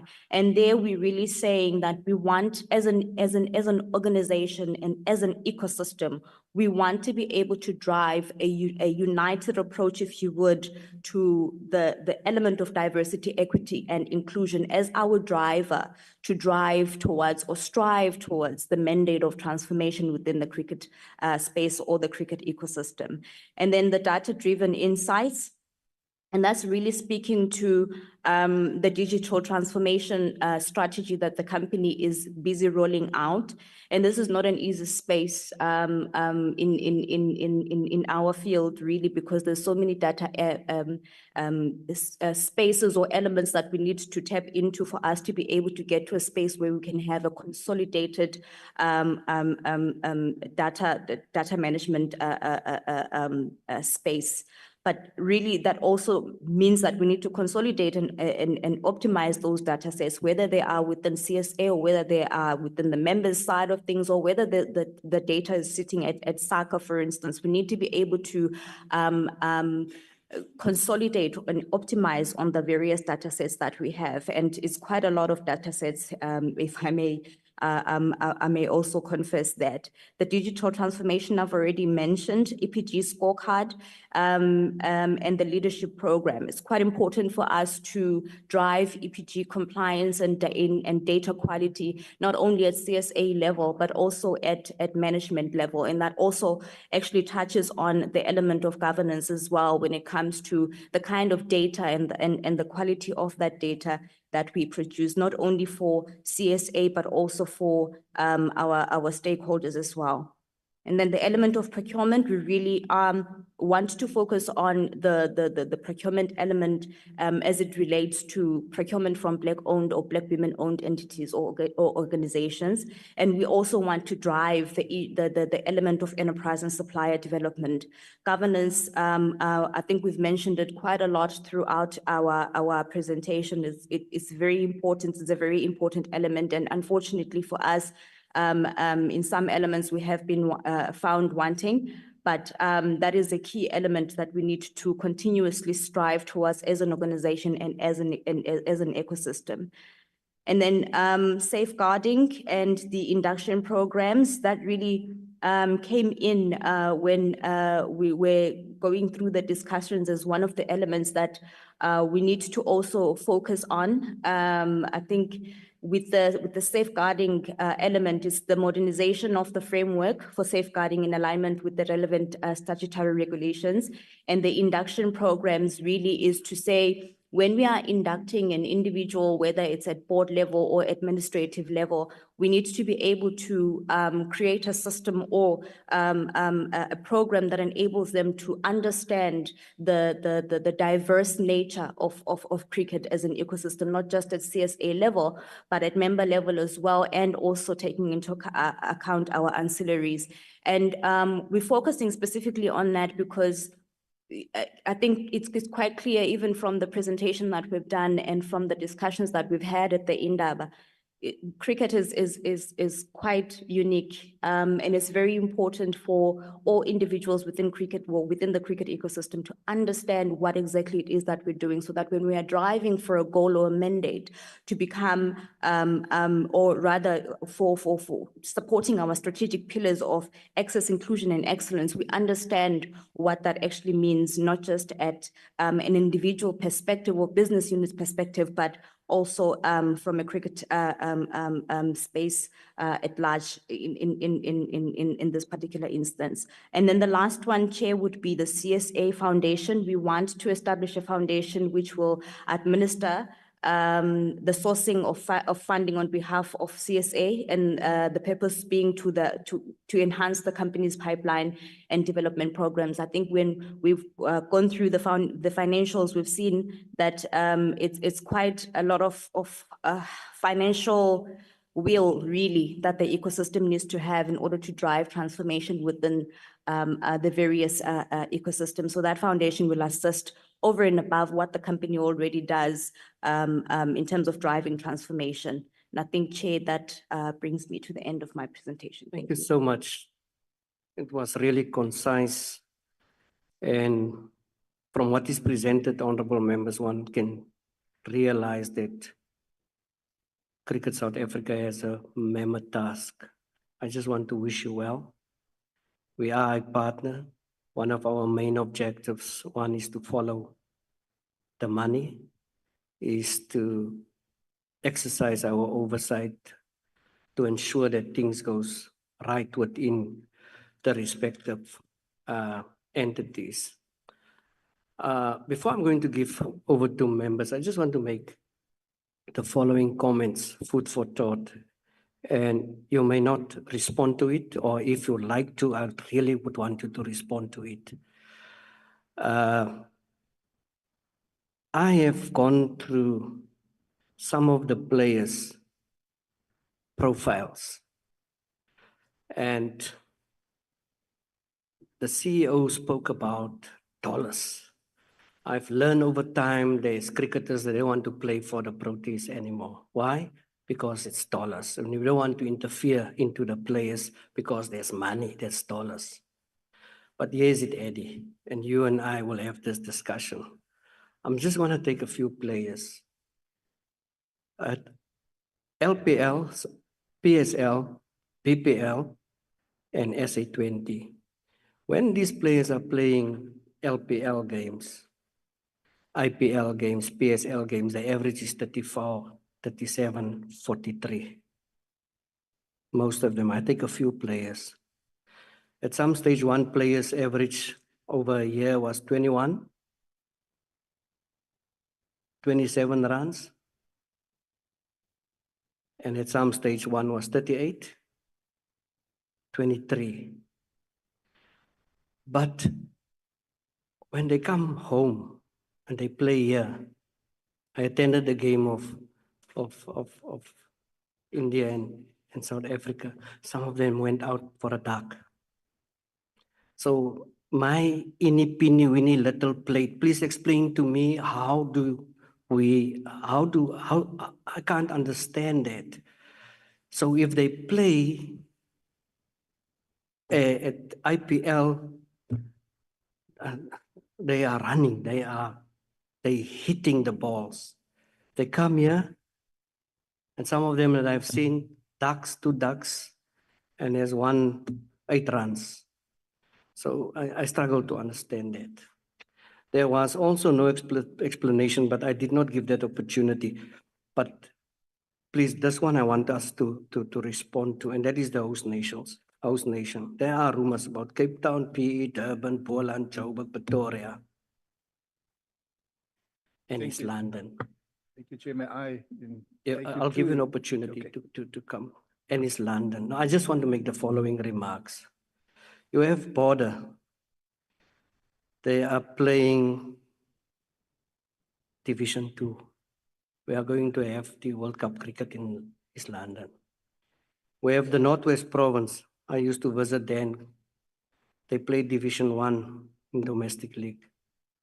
There's no World Cup going there. We have Bloemfontein, there's no World Cup going there. We have Northern Cape where the president comes from, there's no World Cup there. So I want us on behalf of the committee to consider whether we will ensure that every single union must have that opportunity so that we can have that World Cup here. But that can happen, Press, in your response. I think that is, for me, it is really important that we look into that as Cricket South Africa. I'm going to give members opportunity to ask questions. I would like to start. I actually would like to start at Honorable Makgoba. If he is ready, unless I can start this side. Last time I've started that side, I can start this side. Advocate Sally. Thank you, Honorable Chair. I've been dying for this moment. You might not know it, but I'm very involved in sports, especially cricket. I come from a cricket family. Some of my questions will be on the presentation, others off from the presentation. So please bear with me because there is quite a few questions. And remember, we have constituencies that we also have to answer to, that we go into our communities and we ask the relevant questions. So firstly, with regard to mini cricket, and guess what? I was a mini cricket coach. So I hope I'm also going to go somewhere. But that being said, the reality with mini cricket, yes, we have a lot of volunteers that is assisting in mini cricket. And obviously, I volunteered for many years in both Ottomans and Primroses. So the situation with mini cricket is that we do find that gap in mini cricket where the children start actually disappearing after the mini cricket leg already. And even within mini cricket, because you're depending on parents and volunteers, you have your gatekeeping, which happens in clubs, mini cricket, and attempts at the hubs as well to gatekeep children from advancement, to take your child or your friend's child and push them forward in cricket. So mini cricket, only 30% of public schools appears to be having access to mini cricket, which means there are many young people who are not having access to mini cricket. So I want to know, how do we bring the passion for cricket into these schools, and how do we work on identifying the schools where there is no mini cricket happening? Then I want us to go to hubs. So in terms of the hubs, I must say it is a fantastic initiative. Upskilling kids to obtain bursaries at your traditional cricket schools is life-changing, but there's only a certain amount of young people who's actually going to have access to these name brand schools, and we know which the name brand schools are. So the thing is, we have a history of providing young people with scholarships for cricket to the name brand schools. Why is more effort not placed on nurturing promising cricketers with good coaches and empowerment within their own areas and in their own schools? So I do know that we have a problem with infrastructure, but we need to work on how we're going to get these infrastructures into these townships. Instead of taking our young people out of the townships, but putting them in schools like your Greys and your Bishops and your Sacks, etc. And instead, why are we not growing them in their own township and let them become a beacon of hope for other children as well?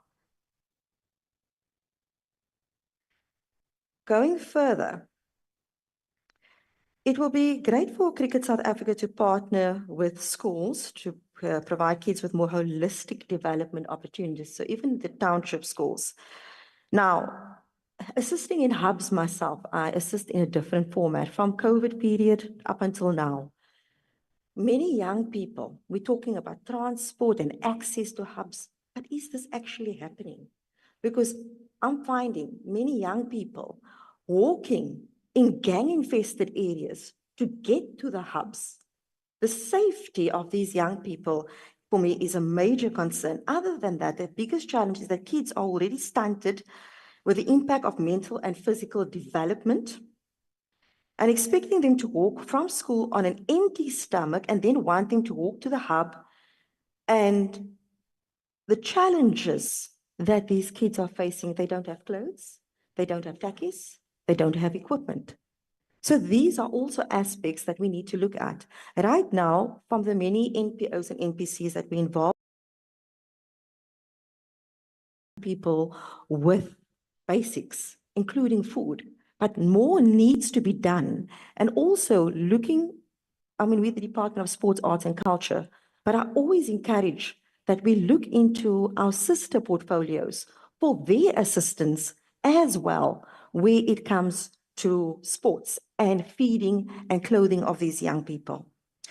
Now, pumping money into schools, which is termed as the focus schools, I think we've mentioned this now a few times.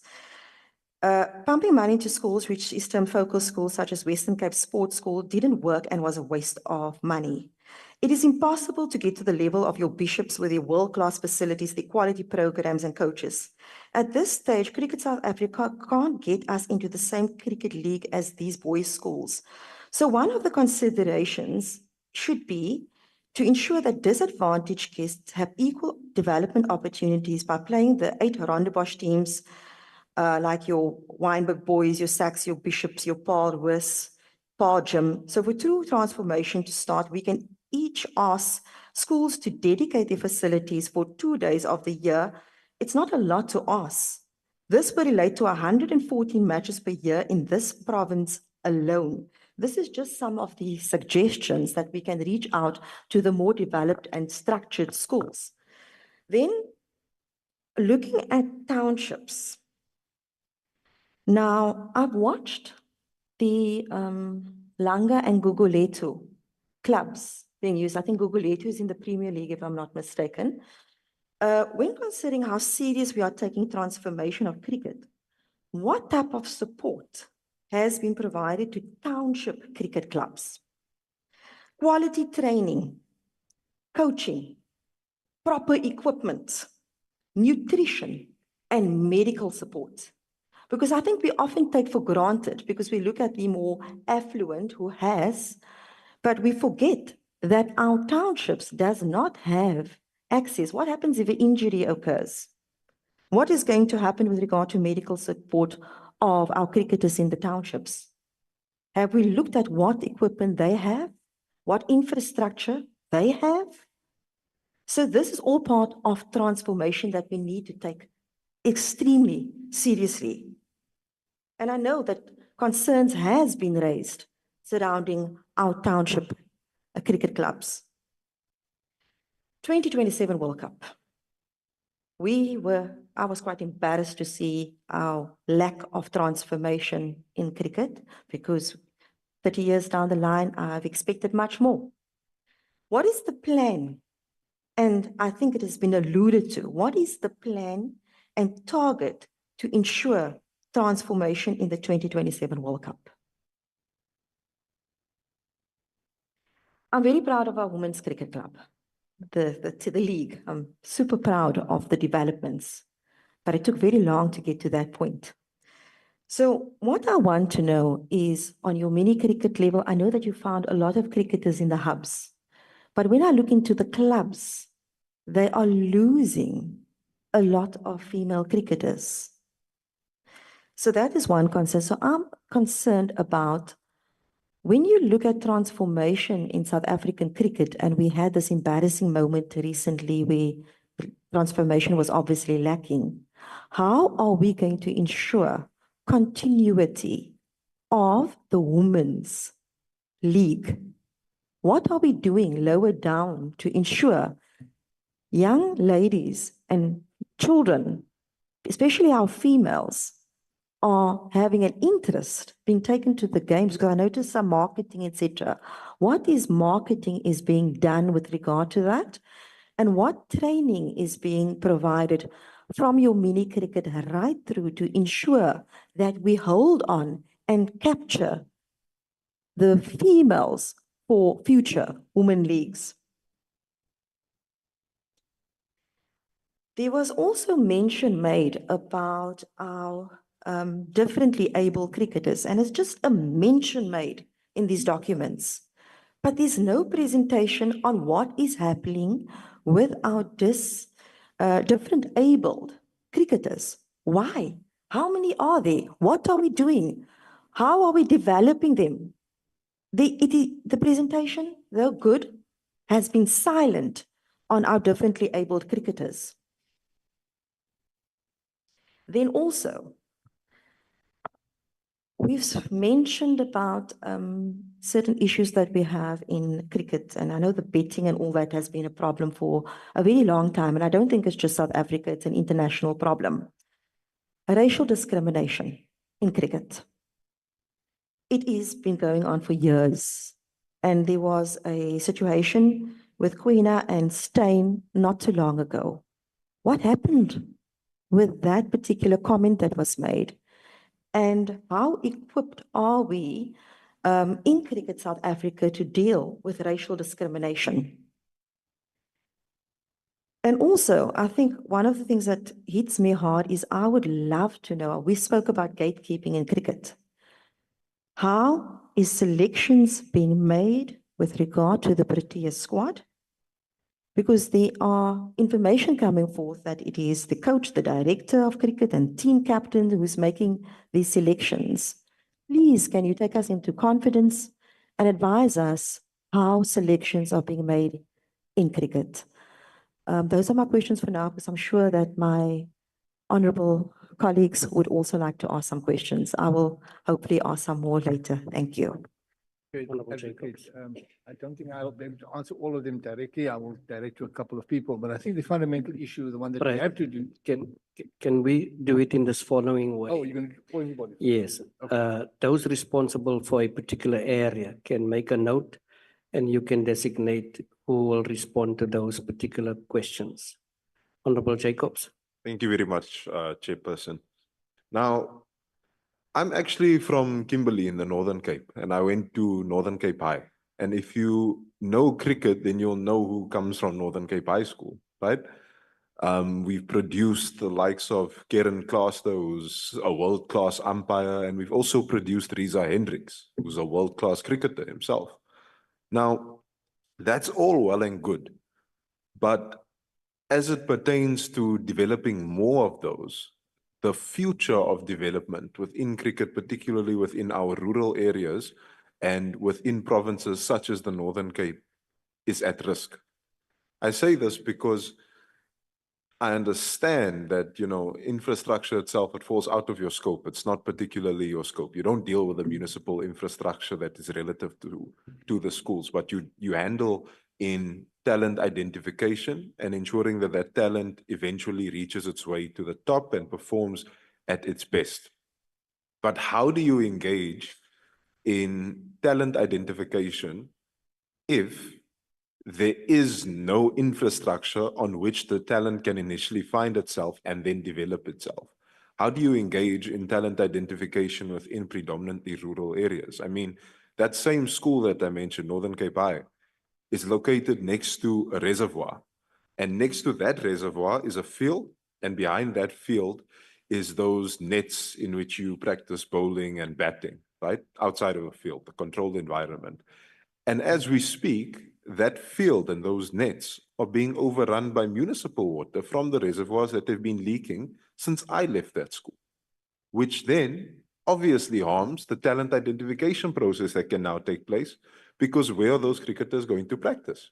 So I want to know, how do you grapple with that notion of talent identification if talent identification is inherently tied to the infrastructure in which players can inevitably practice in and subsequently develop from? That's my first thing. Then next, I must actually commend your revenue strengthening. I think that's fantastic. The fact that your revenue has gone up by as many millions as it has is wonderful. Then I just want to point towards, you know, after congratulating you about revenue, I want to speak about a contradiction that I found within various presentations. DSAC has given us a presentation and they say 7.6 million. Your presentation comes to us and speaks to about 7.3, 7.25 million. So I want to know, where is that 300,000 that is now missing within these various presentations? What has resulted in this missing, and who's talking the truth and who's not talking the truth? I just want to figure that out. Then I want to know about your Indaba. So your Indaba also featured a great many days on which it took place, and it took place at quite an expensive venue. I stay around the corner from the venue, and by around the corner, I mean 10 minutes, because everything in Pretoria is 10 minutes from the next thing, right? So at that particular venue, I want to know how much actually went into hosting that Indaba. What was the actual costs of that particular Indaba? I want to know accommodation. I want to know catering. I want to know how much stationery was costing. I want to know if you paid for any keynote speakers. I want to know the financials surrounding that particular Indaba, how much it cost, and if the resolutions that were now brought to us here were actually ratified and signed off by those that were present at the Indaba, and how you then negotiated the process of including or excluding particular resolutions within the ultimate formulation of what you have presented us there. Then I want to know, regarding the resolutions that you have brought forward, is there a timeline that is attached to all of those resolutions? What is then the plan of execution upon those resolutions that have been taken? And what are the strategic performance indicators that are then inherent within such a plan? I think it's beautiful to have particular resolutions. I mean, everyone has them, from big organizing bodies to political parties to federations like yourself to AGMs of civil society organizations that are in random places throughout the country. They all have these resolutions, but I want to know, regarding your resolutions, what are the plans behind those resolutions? And then just in closing, I think when we tackle this particular notion of diversity, in as much as it deals with a racial dynamic, I do not see that this notion of diversity tackles a geographical dynamic. I don't see how this diversity tackles a diversity in infrastructure. In as much as you want to tie various things to race, you can also tie them on various other means, various other grounds that will give you a better understanding of how to develop a child.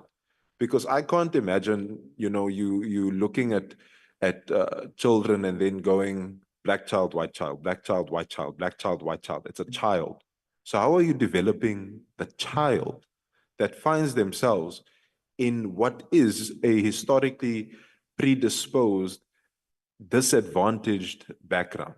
How are you going about your development within those communities in particular? Because for every one school that participates in mini cricket, 2 to 3 schools don't. That's the statistics. 29.4% of your schools participate. The other 70.6% is not participating. And that there should be some grounds of concern. Because I can't imagine how you throw a ball in a field that has a pothole inside of it. I don't think that's possible. I can't imagine you racking up runs on a pitch that has speed bumps on it. I also don't think that's possible. So I want to know the answer to all of this. And I think that it will also put your organization in good stead with South Africans who are going to be watching you on that camera there and those that are watching me through that camera there, to understand and to better understand what is your thought process around these things and how are you tackling these things. Thank you very much. The Honorable Makgato. Thank you very much, Chairperson. And thanks for the report. I think the report was just an optimum thing. We realized and we are happy from the report. So I just want to ask few questions. What is the current approach of the Cricket South Africa in distributing its resource between grassroots development initiatives aimed at nurturing young talent and also allied players development programs focused on cultivating high-performing athletes? And then my second question, May you elaborate on the specific strategies and initiatives being put in place to counter the concerning annual loss of approximately 60,000 players who transition from the engaging formal of mini cricket to the more competitive world of hardball cricket.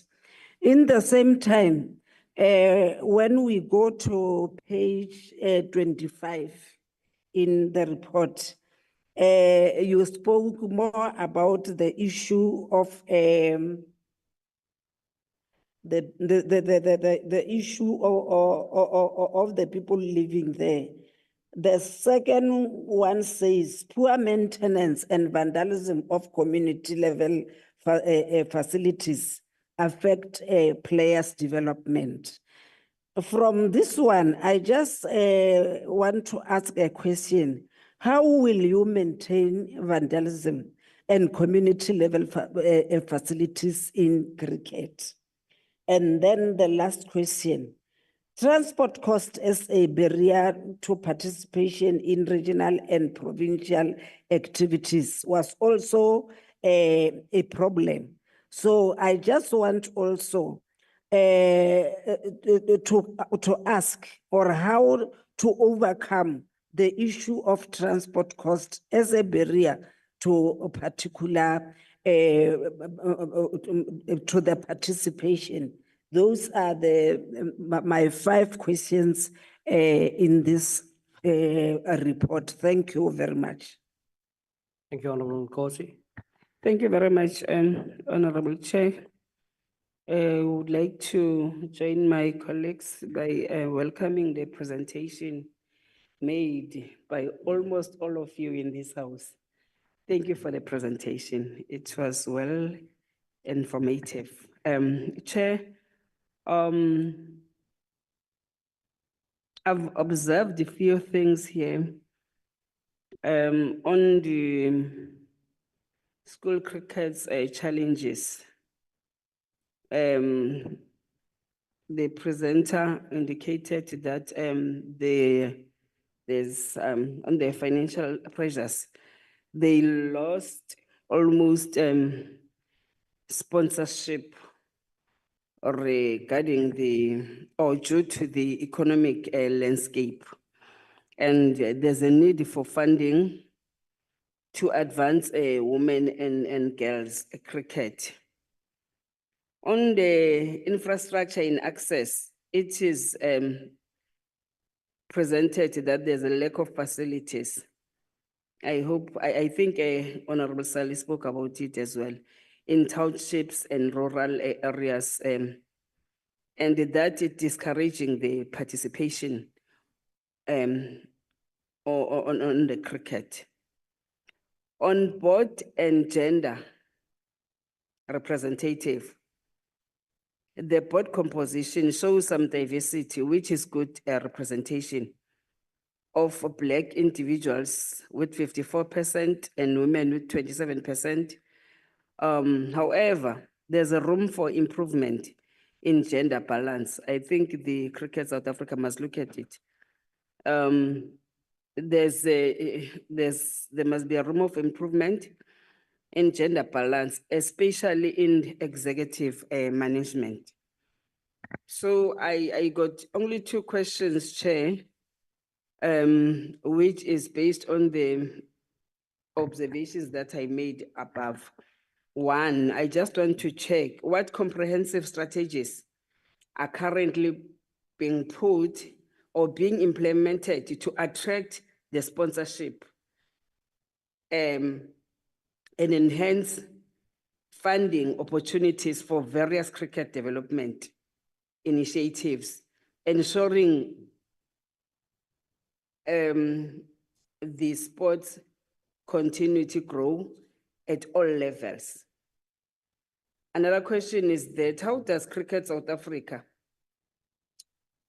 do to tackle the infrastructure challenges facing cricket, facilitating facilities in townships and rural areas, particularly in light of the existing budget constraints that may limit potential improvements. Thank you very much. Honorable Molachane. Thank you very much, Chair, and let me also appreciate the report. This booklet is nice. It's nice. Thank you very much. Chairperson, let me first start by go to page 33. Page 33 of the presentation. CSA hubs and RPCs. I just want to check with these hubs. Because to be honest with me, I felt like these hubs, they don't serve the purpose. Let me go in details why I say they don't serve the purpose. I'm from Free State. You check, you have only 3 hubs in Free State, which is Rocklands, it's in Bloemfontein. You have Botshabelo, it's just outside Bloemfontein, not even 30 kilos outside Bloemfontein. And you have the third one in Kroonstad. I mean, why can't we have one hub in Mangaung? We call it Mangaung. Why can't we have one hub in Mangaung so that other places can be able to get the hub? You have the schools that are producing cricketers in Fezledabi, and they are no way near the hub. Is it fair for those kids who are staying in Paris, in Sasol, who are playing cricket? It's not fair. It's not fair. The thing that I raised earlier, I think when I was in Durban, to say that, you know, cricket, we love cricket, but we are going to end up not supporting cricket because it looks like it only caters for Gauteng, for Western Cape and KZN. And it's unfair. You go to the place like Bloemfontein, you go to Kimberley, they have the state-of-the-art cricket pitch. It's now a white elephant. It looks the municipality in the face, and you cannot keep on maintaining something that is not being used. To bring game once in a while, it's nothing. It's nothing. So I think this thing of the hubs, it doesn't work for us. You check to Western Cape and Gauteng, they are having the most hubs, more than any other province in here. You go to Northwest, you have a hub in Ikageng, you have a hub in Matlosana, they are next door to each other, and then you don't have anything when you go to your Mafikeng, your Taung. You don't have anything. So really, I think this thing of the hub, CSA, you'll have to go back and recheck it. Whether is it working for you, or it's only that you just want to have something on pen and paper to say that we are having hubs, but to be honest, they are not working. I don't even want to talk about Mpumalanga, as big as it is, it only have 2 hubs. Can we go and relook at these hubs? You cannot have Western Cape with almost 1, 2, 3, 4, 5, 6, 7, 8, 9. I only counted 10. They are more than 10. And then in Mpumalanga, it's only having 2 hubs. And then we expect that you will bring the players from all over the country.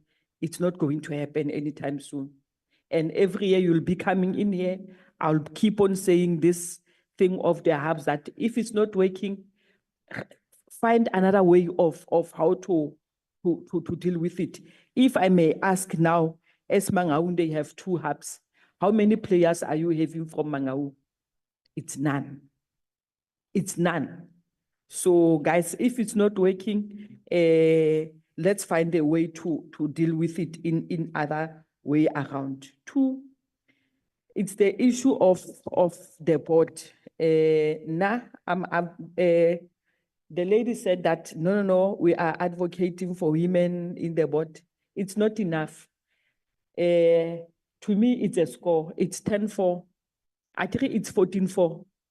So where it's other, we cannot have 4 women in the board and 10 men. No, boys choir is not going to work. We are in 2024. We talk about 50-50 parity, and in the cricket, it's not happening. It's not happening. And I think next time when after the term of the board, when we bring in the new board, we'll have to see a real difference. If we say that, no, you've tried, it must be 10, it must, in that 14, we need to have 7-7 or 8-6, but 10-4, really 10-4, it's not enough. When coming to the selection of the national team, I did hear the presenter was trying to explain regarding the selection of the national team, but even if you can explain and bring everything in the world, it's not going to satisfy the nation. Because you go and check with the selection of the national team, that national team, even if I can say present your team here, it's going to be a disaster, guys. And to be honest, we cannot be sitting here saying that we are presenting the whole country, but when coming to a certain spot, you'll find that we are still struggling to balance. We are still struggling to balance the between Indians, whites, colored community, blacks. In cricket, we always, when someone talks about cricket, I will say that, no, it's Lily White. Let's talk about something. And I don't want to say that. It's time that we must try to balance CSA. Really, we must try to balance. And I still want to get a thorough explanation regarding the selection team. How do you select your team? And as you are sitting there as the board, how do you feel finding out that in the whole team, you only find 1 or 2 black people? The worst part, South Africa, we are no longer producing the all-rounders. I don't know, we cannot win any World Cup while we are still failing to produce the all-rounders. You can't, you know that from number 1 up until number 3, if they are out, you must just forget about winning the game. And it's unfair, really. It's unfair.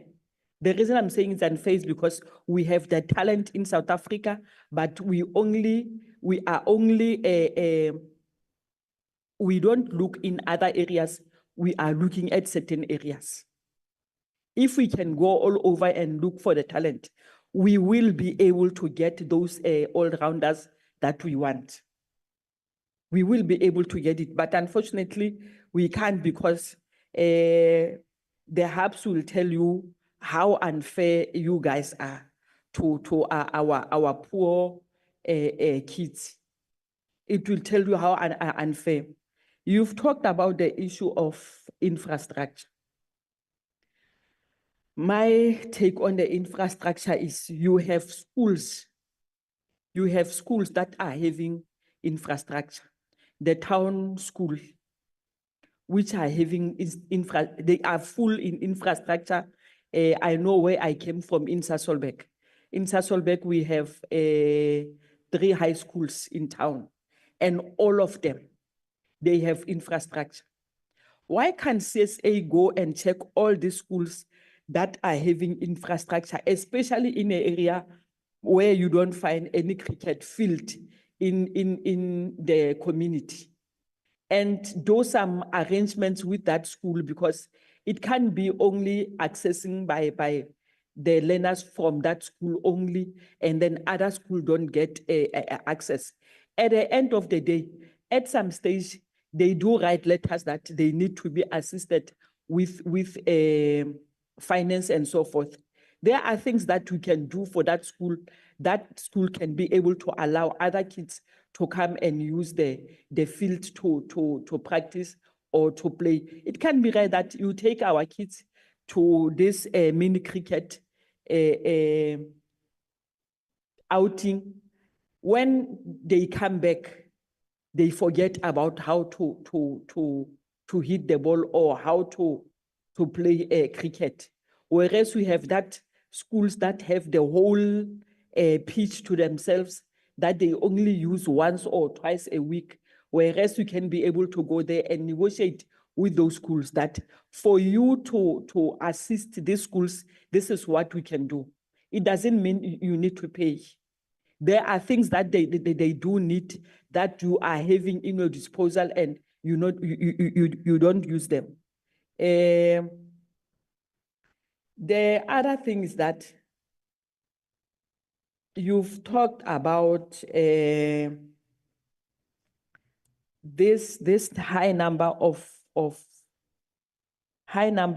cricketers. I think it's something like 70,000, if I'm not mistaken, that you will be busy assisting. But at the end, you end up having most of those numbers, they are no longer in your system. You don't find them anywhere. Those people, we don't know where are they, what are they doing, how they end up dropping, playing cricket.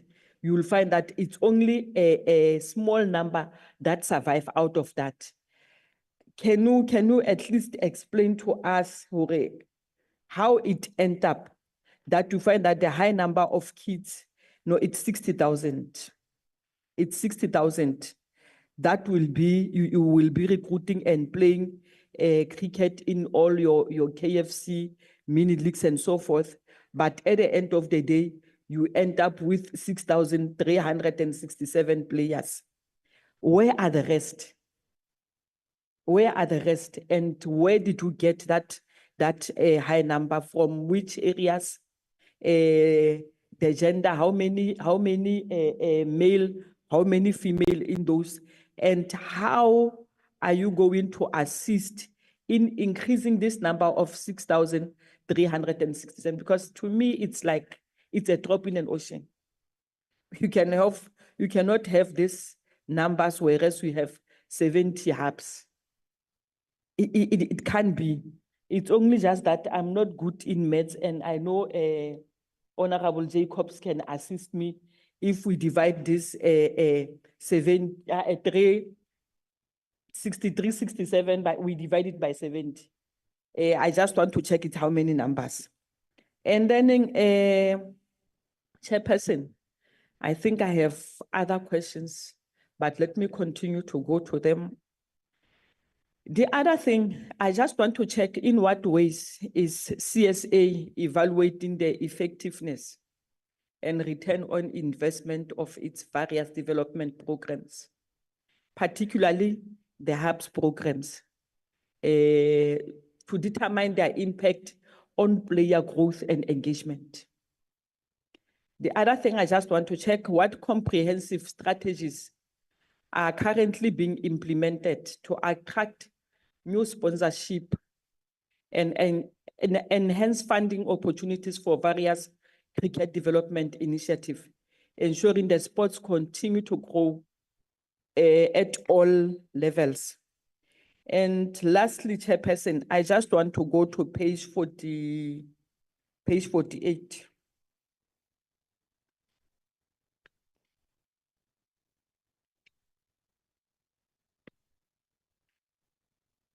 I just want to go to page 48, Chairperson. National Barometer Overview. The one that is appearing here, it's of 2022. I'm not sure if we have the one of 2024 or 2023, the recent one. On that one of National Barometer Overview, I just want to check that, is there any continuation of this target? Can the committee get a sense of how far CSA is in terms of reaching this target? Now I'm talking about the barometer of 2024 because now you've gave us the 2022 barometer. The other thing, my last question, Chair. My last question, Chair. I was opening my Google here to check some few things on cricket. Okay.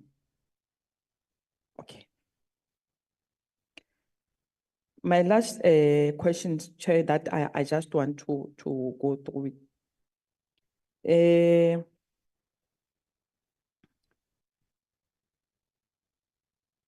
Let me check. No, Chair, I think I'm fine. I'll just raise it if we get the second chance. Thank you. The Honorable Kabo. Thank you very much, Chair.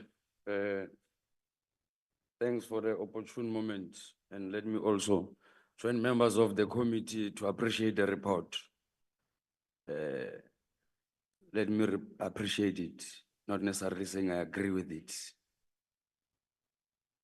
Look, sitting here as a young person who's coming from a rural province, what you are presenting and what I know is two different scenarios. And I always argue this thing that, you know, sometimes your analysis, if it's failing to go deeper into the problem, you'd want to present a face value analysis as a solution.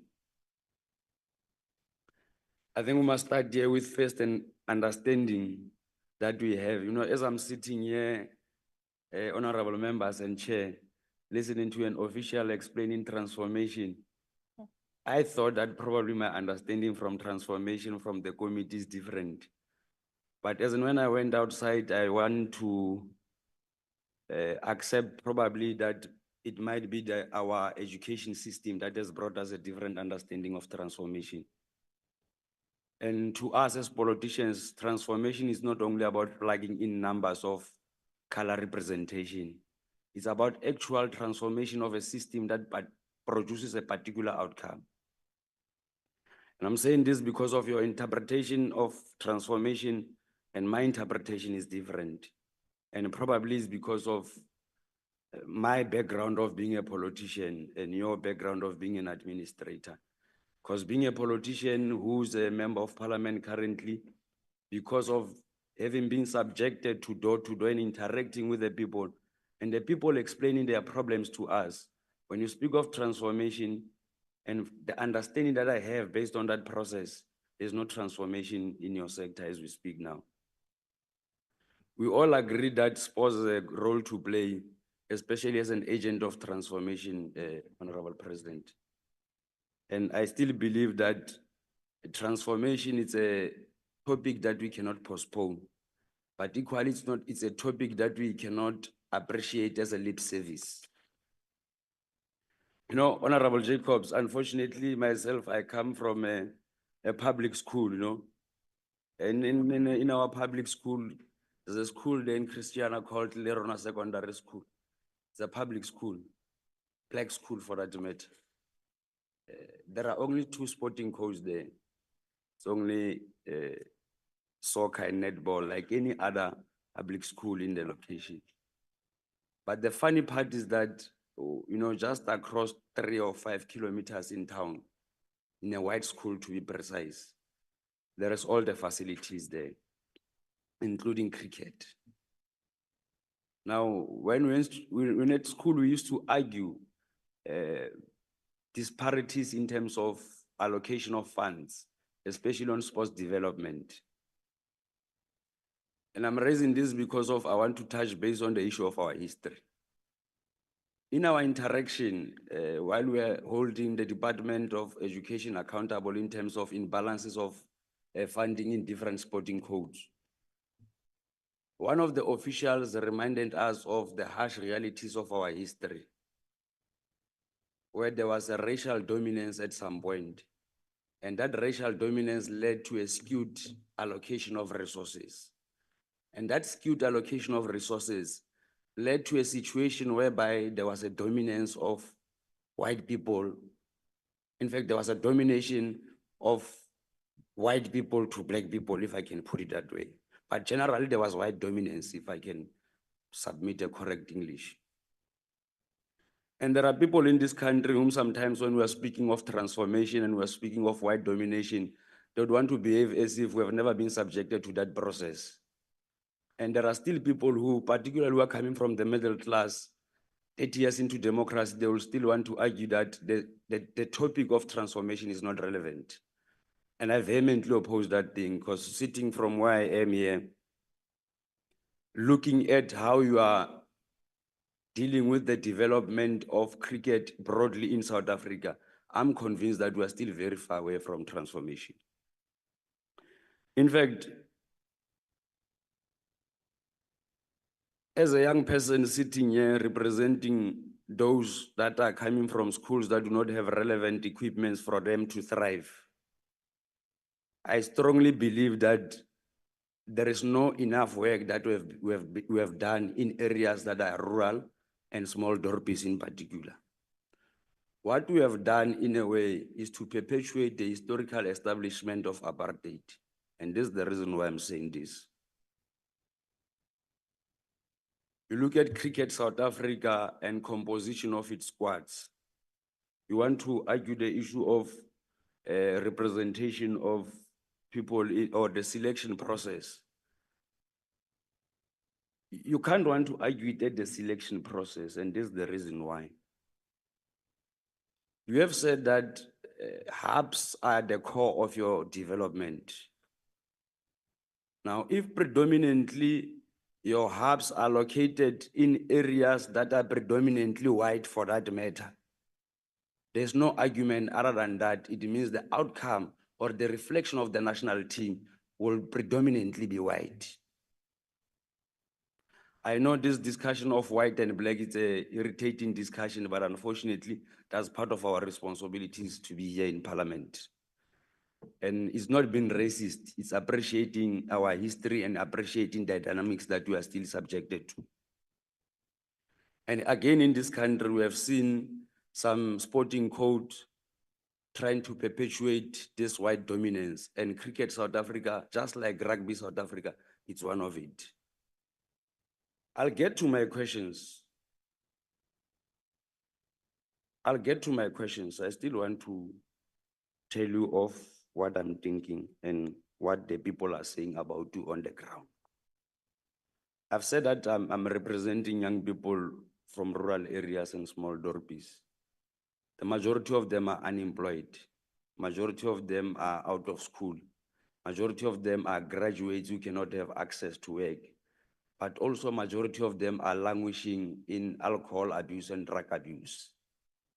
And when you interact with these young people during our election campaign or during any other interaction with sectoral departments, central to the argument of drugs and alcohol abuse in Mhlegas is lack of sports facilities in our areas.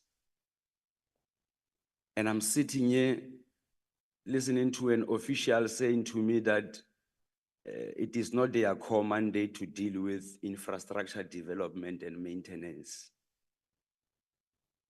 That I understand. But what is it that you have done as a relevant department? Of which I believe, Chair, moving forward, we must begin to have a well-coordinated working relations with the Department of Basic Education. And of importance, we need to begin to rope in cooperative governance. I mean, the recent signing of the SLA with basic education, we need to see to its fast tracking and implementation. But every time when we sit in a meeting, we are told that our responsibility, in fact, infrastructural development and maintenance is not our responsibility. It's a responsibility of local government. But we cannot continuously come into a committee and say that that is not our responsibility, instead of you telling us what is it that you have done as a board that is responsible for the transformation of sports. Chair, as part of getting to my questions, you know, there is a sports transformation charter in South Africa that is guiding us. And I'm listening to officials referring to the recent Indaba that amongst others was supposed to deal with or assess the transformation process in the in the sports sector in totality. And one of the questions that I would want to pose around the issue of Indaba, if I remember correctly, there was also an Indaba in 2011, if not 2018. I'll check 15. I'll check it correctly. What is then the difference between the two? How far are we with the implementation of that, not the recent one? And if those resolutions were not implemented, what was the need for you to reconvene another Indaba, which will also have a financial implication, Honorable Jacobs? There is an appetite to chow the money of the states, whereas there is no actual practical impact that we can assess as to whether is it working or not. And while I'm on the issue of checking with you as to whether what were the resolutions that were implemented and those that were not implemented. But while I'm on the issue of transformation, Chair, you are speaking of your national pathway selection. My question is that how are you making sure that a child from a poor rural school without infrastructure has equal footing, like the very same child, either who's having access to a hub or who's having access to infrastructure based on the location of his or her school? The second part that I want to check with you in terms of transformation is, do you have a policy on transformation? And when you have a policy on transformation, how do you implement that policy and how do you oversee the effective implementation of that policy? And how often do you review that policy? And when last did you review that policy? And I still maintain that your understanding of transformation and what I understand is not the same, and I'll explain why later again.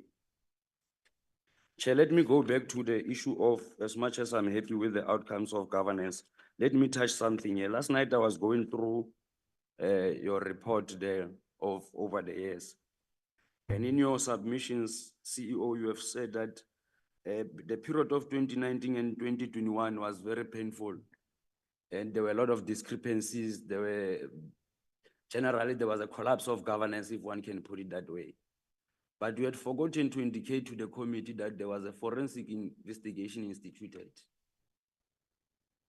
That investigation is known as Funzuza report. In fact, in Funduzi, apologies. In the process, there is that barrier of pronouncing, and I apologize if anyone would feel offended. That is not the intention. You know, one of the things that was identified in that report was generally a collapse of governance in terms of lack of accountability, irregular appointments of contractors, no CSM policy in place. That's what the report was indicating.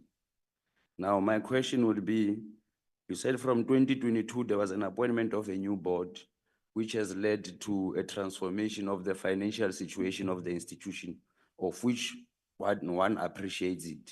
And it's a discussion for later that I would want to raise. With that report having been released and being in public, there were a number of officials that have been identified who have transgressed the law.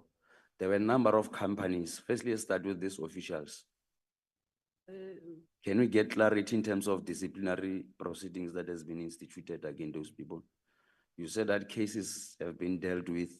That is a very vague English. How far are they, those cases? There is a tendency from boards that they will charge people and allow the process in terms of the legal framework to lapse. The next thing, those people are being brought back into the work. What is it that you have done? Where are those people? Secondly, there were companies that were identified. Irrespective of the legalities that you wanted to raise earlier on, there were companies that were identified. And there was money of the state that was spent. We'd want to check with you how much was recouped. What is it that has happened apart from the officials? But also to those companies that had unduly benefited through that process. The last 2 or 3 issues that I wanted to raise with you, Chair, they were mainly around, let me go back to this issue of cricket development. I think that is the last part. Are you fine? No, I'm just checking. Yeah, okay. No, I get a lot of that facial expression every time I speak because it's like, but it's fine. It's a discussion for another day. Let me go back to your issue, Chair. When you read your document, your annual report, it says that part of your mission is to create or to make cricket accessible. In your report, you are saying hubs are a core backbone of cricket development. And my question is, before that, let me qualify my statement. The minister recently said that he would want to increase the number of athletes in the Olympics. But apart from increasing the number, he said that he would want to broaden the participation of those who are from historically marginalized areas. Now, I want to understand, how are you intending to achieve the minister achieve that? In fact, how are you intending to assist the minister achieve that? And this is the scenario I'm trying to paint to you. I think Mpumalanga is the 3rd, if not 4th biggest province in the country. Ne? And looking at the number of hubs that are in Mpumalanga, looking at what the minister wants to achieve, looking at the policy of transformation, how are we going to achieve that?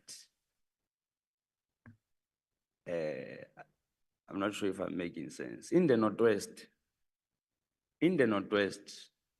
I'm from Northwest, by the way.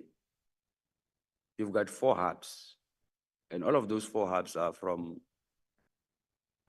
historically predominantly white towns, if I can put it that way, of which I see there's a perpetuation of white dominance, of which I see there's a contradiction of what we stand for when we speak of transformation, of which I also see there's a contradiction when we speak of broadening or opening up the doors in terms of accessibility. I want to ask you a practical example. I've made an analysis of practically these rural provinces. How are you expecting a child in the deep rural areas of Northern Cape? There is an area, I was in Northern Cape last week for my political work there. There is an area called Little Rose. Yeah, they call it Little Rose. It's an area where it's next to the main road. Now that area, I'm told that it's a human settlement that has been there, that has been recently established, in fact, established 10 years ago. Now I'm asking myself, in such a rural area where the schools generally, there's even lack of running water, honorable members, there is no ablution facilities. How will that child have an appetite to learn cricket? When cricket generally, even myself, where I grew up, it was understood as a white sport. And even 30 years into democracy, we have not demonstrated any appetite to roll out that program, even in rural areas. I'm raising this with an interest to check your KFC, is it KFC or KFC youth development? Can I get clarity just to demonstrate to you that there is imbalances on how you are applying accessibility of cricket? Can you give us a breakdown of those schools like other members have requested? And out of those programs that you have conducted, as a way of assessing impact, can you tell us how many students have grown through your pathway that you have presented? But the last part, the national team always reflects certain provinces and excludes certain provinces. And it boils down to my argument that you can never ever have another Kagiso. Never. You can never ever have another Kagiso if you are not investing in rural areas. But Kagiso, none of this is unique or special from any other children. The only difference with Kagiso and any other children who's residing in a rural area or in a township is just that his parents or her parents happened in a way to create an enabling environment for him to access quality education, unlike those who are residing in a rural area or in a location. How are we creating that environment for those who are in rural areas? I think, Chair, I'll stop there for now. Other than apart from the last two parts that they have spoken about, the 23 schools that they are supporting in terms of your program, can we get clarity? The last part around board composition also. You know, I've got a serious problem with the compositions of boards. And I don't have a problem with honorable members speaking of women representation. It's normal and it is expected of members from the ANC Women's League to speak of women representation. And I represent young people. I'm just not sure in terms of your composition of the boards, one of the requirements. Does it also speak of youth representation and people with disabilities? Because that's another part. And in closing, Chair, we appreciate the work that you have done in terms of managing your finances, but in terms of women participation on cricket, we also believe that can be done a lot. But the issue of transformation, there's nothing that you have done. The numbers are showing you, even in terms of the lady was trying very hard to play with the figures there. It's only 19% and it's scoring, I think, what, 80%, if we can check it correctly there. So generally, in terms of transformation, I think we still need to do more, but I'd like to come back in terms of your policy. Thank you very much. The Honorable Kobani. Thank you, Chair. And thank you, Cricket, for your reports for the first time to be on this meeting like this. I'm from Limpopo. Before my question, Itakangwina. I think someone can hear me because I've got someone who can understand my language. English is not my. I've been in the government as a chair of sports, arts and culture for 14 years in the local municipality in Limpopo. I never see or receive any letter or any meeting over cricket out of all the sports. You know, my son, he was watching you, I think it's about 5 minutes. He said, what is this? Is that cricket? He thinks it's a New Year cricket, Christmas cricket, you know, because he doesn't understand what's going on. He thinks it's a Christmas. He said, when are you going to blow this cricket?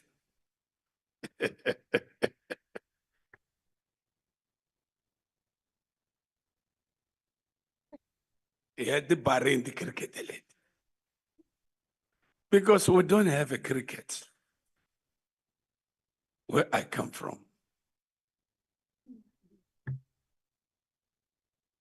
You know, let's speak the truth, the Valavantis. The apartheid divided us in between. Once apartheid divides us, any game has been divided. When is the Bafana, I never see white people in the stadium. It's only black spot. Only those who's a strong support the whites, I think 1, 2, 3, attend because they're the friend of the black people there. The rugby is white. Let's believe because this thing is divided in between. The cricket is white, but this cricket, let's speak the truth, It's created by the Indians. This is a sport for Indians. We just patch there. This is a sport for Indians. We just talk about cricket. Who started the cricket? Who's number one in cricket? Is Indians. Because South Africa cricket, you never win. It's only the owner there. Okay. If we want to create these things to be national of all provinces, all languages as a rural area, what criteria are you going to attract? Because the sport is about the star. People like the stars. In the rugby, we did like stars. That's why they win. In the Bafana or any team who likes about stars. If we don't develop the stars in the rural areas, you're still focusing in the problem places, suburbs, township. You forget about the originally in the ground, the poor people who's more talented. You don't focus in the rural areas. Amakaya power court. Me. Because the criterion of selecting the stars, you still involve the apartheid, tribalism. That is why any sport doesn't grow in South Africa. Putting the politics in the sports is what is creating anything comes negative. We need our children to be in the cricket, but you don't focus where is the people. You focus when you next to the people who can authorize the money, as we are here. You're a friend of the ministers, the people who's got power to process the money. But the people that are underground, let me give you an example. The national, as we hear, the parliament, we don't have people. The province doesn't have people. It's only local municipalities who have people. All this money, we're talking about money from whatever, from the sky, from where? The money is going the last locally municipality because people that are there. The talent is on the villages, Baba. Because the poor people, they are the one who do everything perfect because they don't want to be poor anymore. He's still going to those one who's rich, the lazies. You forget about the ground. They're the one who's making sure I want to get out from this poor thing. They're the right players. They're the one who wish to be something when they watch the TV. Not this VIP. VIP always receive the rotten things. We are not here to criticize the cricket. It's ours. But let's fix it. Because any sport is about social cohesion. It's to bring people together. One unity. Any music, when you are dancing there, we're bringing people together. How you are going to make that to bring people in the cricket? To unite people in the cricket. In Limpopo, hey, Mashangu Wanababa. What plans does you have to transform Limpopo? Can cricket share in the committee how you are going to develop the cricket in the pump. I hear my colleagues talk about there and there, but the cricket is about nationally. Big or small province, we are one. Unite us, unite our children. What we are forgetting, guys, here? We were dead already here. We are ghosts. Let's hand over in our children. Let's prepare something for this world for our children. Let's not be jealous for our children. Because our children, we are killing them because we are not giving them the right hand over of this country. Sports, politics, anything. We are misapping. We are misapping. Huh? I'm 63 years, I'm dead already. But what must I leave behind? The legacy of our children, of our country. Zero. If we can handle this cricket by peacefully, 14 and 4, 14 plus 4. Guys, you are not equal there. 4 women, you are not equally. Do you know who's the first planet in this world? Is a mama. Mama. We come from them, but we don't respect them, don't like them. We think they are not strong to any game. Let's respect our mothers. They're the first planet. And where's the more men and small woman?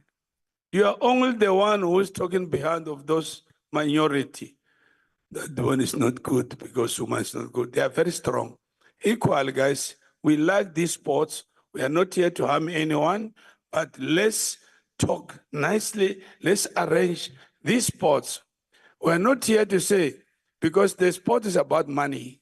It's a job to you. No one can say, I'm volunteering. I don't get paid. That budget share, they're getting money every month. We want to get the players every month, as you are getting paid every month. Thank you so much. Thank you. Just for point of reference, Honorable Kobani is from Limpopo. Those who don't know, he's from Limpopo and 63 and forever young. Honorable Kugu, first time with us in person. Again, welcome. Thank you so much. Siyabonga Chair, and thank you for a presentation. But the truth is, I'm not happy. In fact, with a lot of things in your presentation, no, I'm not happy. Most of the questions that I wrote down are already covered by my honorables here. But let me start by emphasizing on this one, the board that I see on page 3, the board members, only 4 females. What a disaster. Only 4.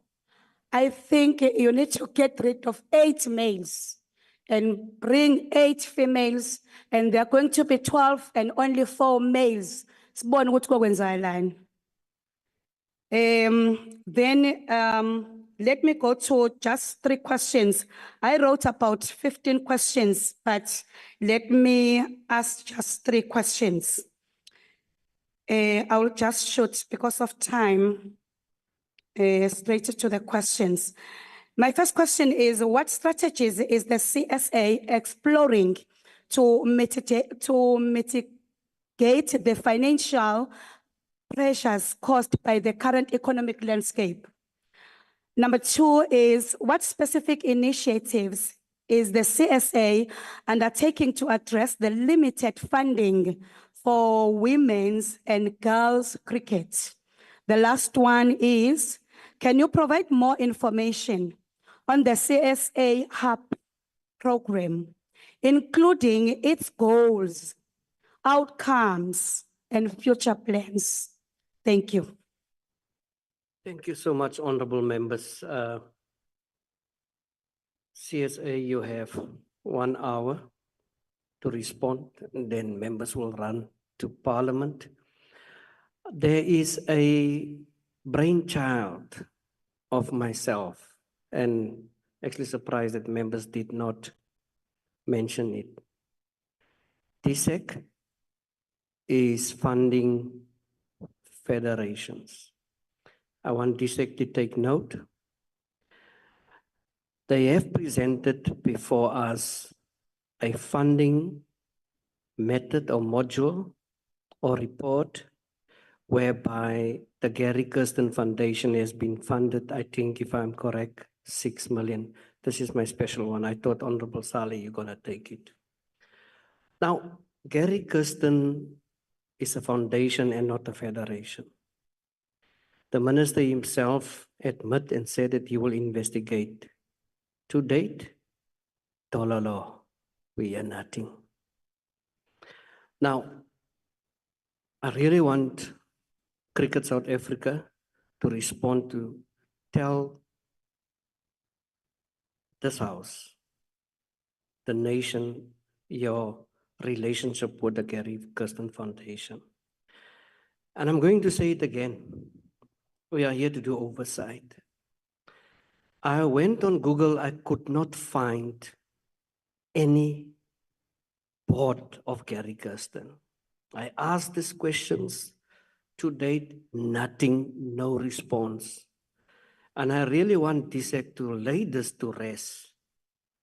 If Gary Kirsten has been assisted and it is a legitimate thing, we want some kind of a cooperation with Cricket South Africa and the Gary Kirsten Foundation. If you listen to what is presented from Cricket South Africa in terms of their endeavors and what they want to do. Every second speaker, every speaker that has presented talked about the challenges, talked about facilities, et al. We realize there's problems. And I forgot to mention, I watched the game against the Dragons and the Lions in Northwest.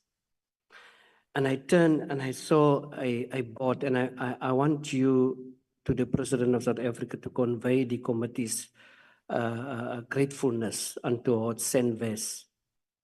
And I saw this Senvest banner and I start asking questions.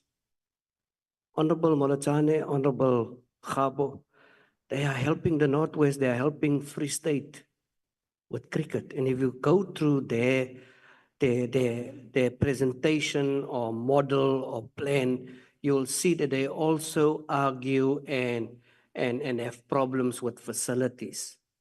It was really heartening to see that Senvest is assisting the surrounding Stilfontein, Kopani, Botawil, all those areas. It is really something good to see. It was really something good to see that it's called spinning something, spinning cricket. And really, if there are organizations of this nature, then for heaven's sake, we have to see results. We cannot hear and we cannot support and we cannot fund organizations and we don't see reports or we see any results. So really, I'm not going to stop if we're not going to lay this issue to rest on the funding of Gary Kirsten Foundation.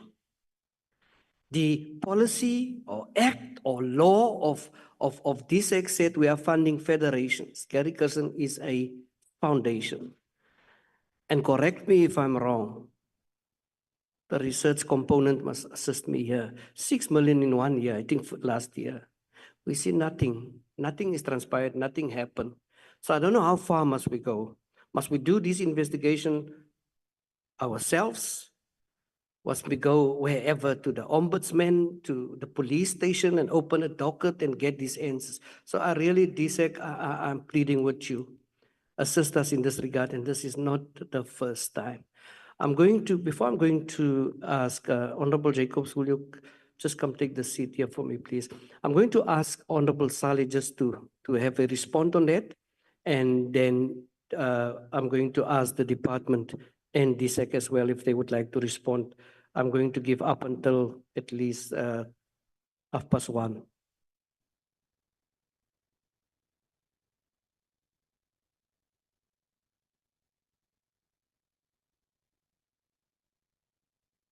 Honorable Sali, you may proceed.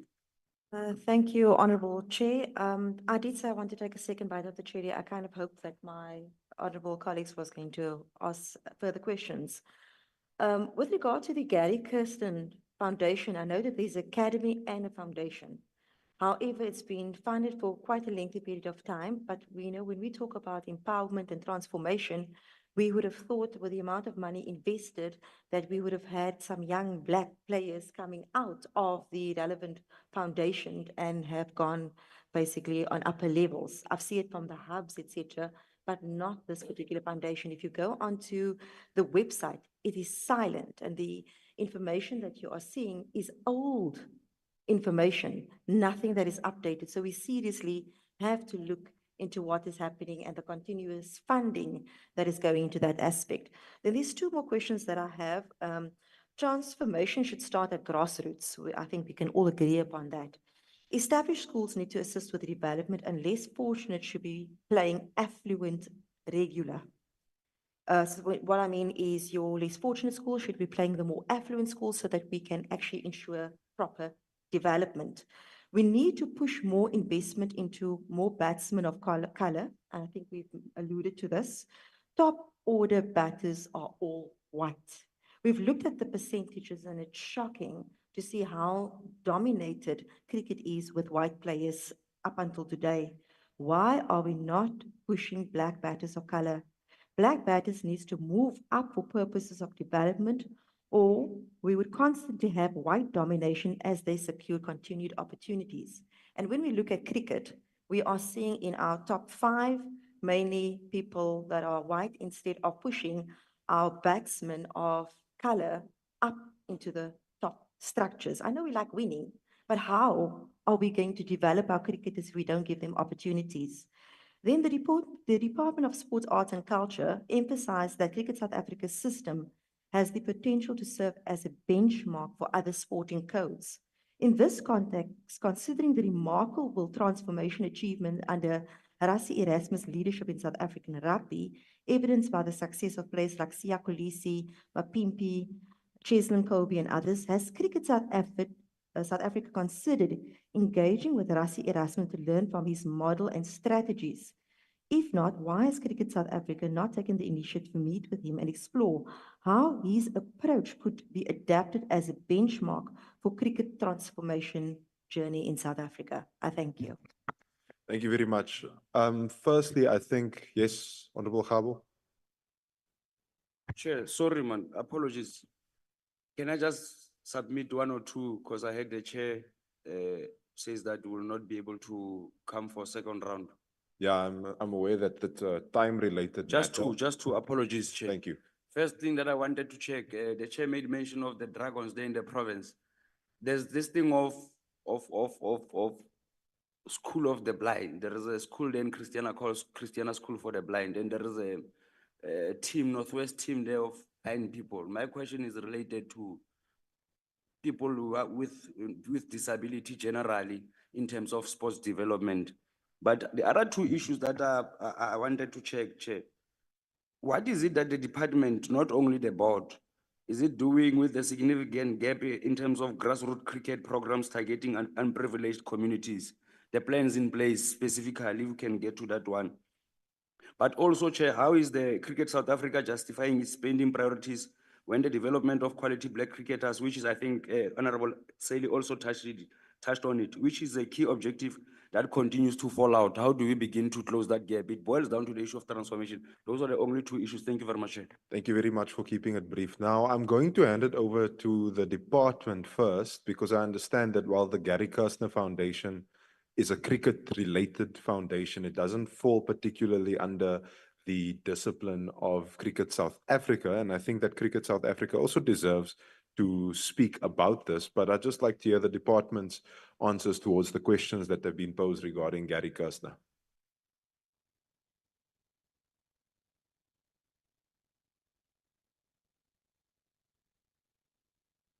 Thank you, Chair. Chair, I would have thought that a comprehensive report would have reached the chairperson. I I'm not sure what then happened because it was prepared and sent on the 6th of November, which actually details the history, how the department got to work with the Gary Kirsten, obviously chasing back at the time of the leadership of the department at the time, and how the leadership then took a decision to actually work with the Gary Kirsten Foundation. So I'm not sure what exactly then happened with that report. Maybe we need to just track it, Chair. But it actually gives all the details in terms of what has been asked by the portfolio committee in the past, and it actually begins to respond. Cricket South Africa will obviously have very minimal information on the Gary Kirsten Foundation. And just Chair, maybe to note that I think the figure has not been 6 million a year. It has been under 1 million a year. I think to be precise, even 950 or so. So, but there is a report. We just need to, I don't know, Ludwig, whether you would have a sense of what would have happened with that report, but it has been prepared and sent on the 6th of November. Thank you, Chair. Thank you so much for that information, Press. Yes, thank you, Honorable Chair. I think it's more important for me just to start off and to say that we've listened to a lot of the stuff. And I think it's something that I have to point out. The one dynamic that we sit with, and a lot of questions have been centered around school sport. In the very essence of that, it doesn't fall directly within the ambit of both cricket as well as the Department of Sport. It is something that has been identified, and to this extent, a large extent, the previous minister had convened a school sports in Indaba last year. To be able to think, because a lot of the things that we require to facilitate us and to drive school sport comes with the challenge of the relationship with the basic education. And it's there, these things. A lot of questions have been asked, and I'm just going to give a higher overlevel view about facilities. Again, facilities is an area which we are totally dependent on from local government, from Costa. 87% of facilities used by cricket are owned by non-cricketing bodies. So that is the thing that you must realize. There was a question, and I'll just deal with the high-level answers. Disability sport. Disability sport is driven by a body who is affiliated to cricket, especially disabled sports, and we fund activities for them on their behalf. They organize themselves, and we just facilitate through funding, likewise from the Department of Sport. We are currently, I think there's a World Cup, a Cricket World Cup, which we're financing blind cricket to attend. I think it's now in January in Pakistan. So we fund and we assist where we can, but it's a completely different federation in its complete disabled sport. So I hope that answers, Advocate. I think you were the one, the question, as well as another person. So I'm going to hand over to the, first of all, to the CEO to deal with a number of the things would fall in both him and Mr. Koza's area, and we will just supplement you with clarity. Before you hand over, I just want to inform you that there's a recent memorandum of understanding been signed, and maybe Mr. Langeveld also perhaps ensure that the committee get that memorandum of understanding, as well as Cricket South Africa. The beauty part, from what I heard of the memorandum of understanding, that you'll have the issue where school principals were reluctant to give access for a particular sport, you know. So that MOU actually give power to Department of Sports, Arts and Culture to, you know, go straight from the ministry office to say, listen, we are intervening, we are coming, and we are doing this. So there's no such thing where a school principal will deny access or, you know, act as if that particular domain belongs to him or her. So that is the beauty part of it. I haven't seen it. I think as a collective, both the portfolio committee as well as Cricket South Africa must be in possession of such document in order for them, to also have that understanding of what was explained, to have that necessary access. CEO? Thank you, Chair. Maybe before we start dealing with the questions, I know you had one specific one regarding the host stadiums for the World Cup. Chair, it's very important to know that we've got 11 ICC accredited stadiums in South Africa. We needed to choose about 8 of them as part of our bid process, which we submitted about 2 years or 3 years ago. So the stadiums that you did mention, yes, they were part of the stadiums that we did submit as part of our bid process. You spoke about Northwest. Northwest is not one of the host venues, but it is our, what is it? It is a reserve venue, a reserve stadium for us. So the 8 stadiums that had been chosen, there was discussions and a process that we'd follow to choose the 8 that became host venues in South Africa. Then we had Northwest Stadium as the reserve venue. Chair, I think you'll recall that the other games would play outside the country in Zimbabwe and Namibia because we brought them in as host venues as part of, making this thing Africa cricket in a way. So maybe then just jumping straight to questions. There were quite a few of them.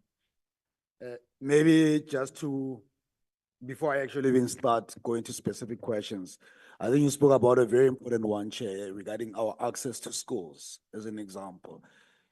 A number of questions were regarding that, this schools in this area, why don't you utilize them? And we can unfortunately utilize it because it's not really something that we control. 30% of KFC mini cricket program in some schools. Others, it's different reasons why we couldn't access that. But I am glad that you did cover that. But Chair, maybe to refer the honorable members to my booklet that we submitted when we started here, and specifically to slide number 10 and number 11, before we go to the last one. One of the biggest challenges with us, because we are not an SOE, so if we do collapse, we can't go to the government for funding. As a national federation, it's very important that we've been given a responsibility by DSEC and the government to ensure the sustainability of cricket. One of the biggest things that keep us awake is to ensure that we don't get to a situation where, as a sporting federation, we're facing a 600 million rand deficit again, because we will never have funding to survive that. We'll never have funding to survive that. And if Cricket South Africa doesn't survive that, cricket in South Africa will be amateur, and we can't have that happening. The reason I needed to highlight that, there's a number of things that have come out from the honorable members. We'd like to do many other things, but we always are limited by available resources. We need to plan 5 years, 10 years ahead to say, okay, in this 4-year cycle, at least we've got 185 million rand, but we know the next cycle is going to be a massive challenge for us as a sporting code. How do we actually ensure that cricket in South Africa still remains professional? And if you go to slide number 11, you will see there, our major revenue items currently would obviously be broadcasting, ICC distributions, and sponsorship. And with the current landscape we're facing, I think Chair spoke earlier about all the leagues, players playing on all these different leagues. And it's a challenge that we're facing as cricket. The landscape has changed so much that we don't even know what's going to happen in the next 4 years. How will that impact the funding and the revenue that we get as a sporting federation? So we always have to make sure that when we do our budgeting, we take that into account. You'll notice that more than half of our revenue comes from broadcasting. You would have seen even in South Africa, there's so many changes. SuperSport and MultiChoice are currently in negotiations. SAPC is struggling with funding. So a very important source of our revenue, it's already caught up in a really, really difficult economic environment. Sponsorships, we spoke about that. Since COVID, I don't think the sponsorship market in South Africa has really recovered. And it will take, corporates quite a while still to be able to recover. You've seen that with the financials, how many companies have gone under business rescue in South Africa in the last year, as an example. It's what we are really facing with. So one of the challenges is to see how do we actually broaden this pie, the revenue pie, and diversify it. Government is an example, and we understand government gave us the Protea brand to go there and raise money for ourselves. But government, literally less than 1% of the revenue in cricket comes from government. We're very grateful to it, but we do understand that they've got other priorities, especially for the smaller sporting codes that they need to support. Us, football and rugby, we probably need to go out there and raise funding for ourselves. But that does make it a challenge that we are faced with situations that our counterparts in other cricket playing countries don't have to deal with. Infrastructure. They don't have to deal with that because it's not their responsibility. The responsibility is to create high performance cricket. Everything else is taken care of by the government. But we understand our country's history and we've got more challenges, we've got more responsibilities as a sporting federation. Hence, maybe to go to the last slide before we go straight to the questions themselves. Slide number 55. In slide number 55, we basically highlighted the amount of money that we spend, and it's an annual spend. And if you notice, this is purely for development programs. If you include the money we spend for the players in all the 15 regions that actually, it comes to about 300 to 400 million rand that we spend annually as an organization to try to ensure cricket continues in the country. And if you notice, as I highlighted, there's limited income to continue basically ensuring that all these programs continue to be in the country to ensure that cricket programs continue in that sense. You know, you saw that like we spend about from our own pocket, pure on development outside professional setup itself, almost 170 million rand annually that we need to go out there and see how we actually get funding for. Of that, only about just under 10 million rand comes from sponsorship. Only 7.2 million rand comes from government. And Honorable Jacobs, I know you asked about discrepancies. It probably is timing issue because we don't have the same financial years. So we'll need to see where the numbers are, but I think it will be very easily explained. But I don't think it's something that we do have now, but it will definitely be easily explained because as I said, we're not an SOE, so we don't have the same financial year as government, as an example. We've got our own different financial years.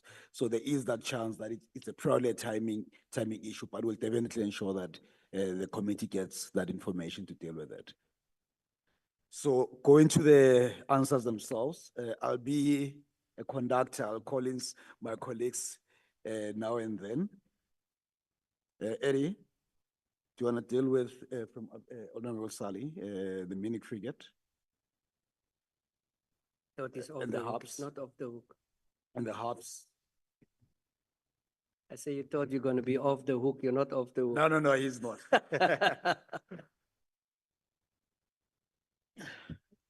Chair, I think maybe first of all through you, if I may just ask Nonkanyiso just to project our footprint, because it will also make relevancy to some of the questions that were raised, so that there is a better synergy relative to our responses.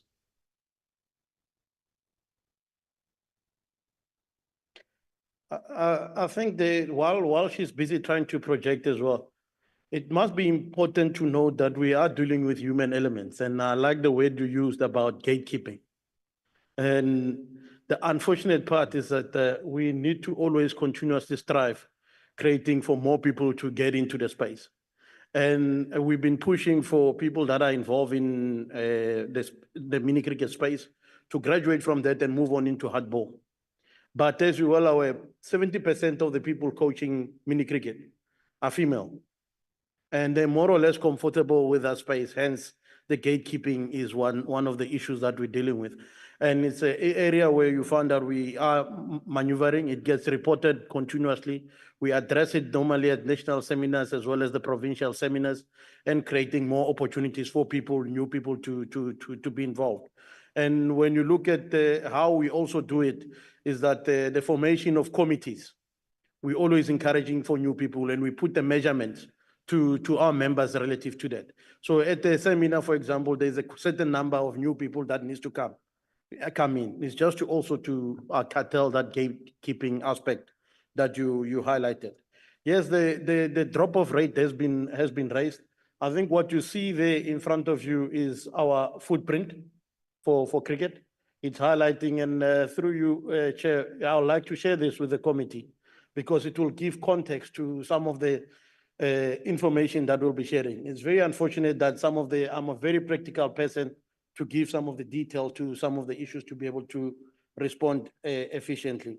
I think the footprint, Nonkanyo, if you go to the next slide. This shows you, let's say, the club footprint in South Africa. You'll see that how they've been clustered and all that. And there's a vested interest around various members relative to where they're coming from. But the issues which are very vital is that now, if you click on further, Nonkanyo, I think there must be, this is the primary school. I like the KFC one. Let's start at the KFC one first. No, okay, go back to the primary school one.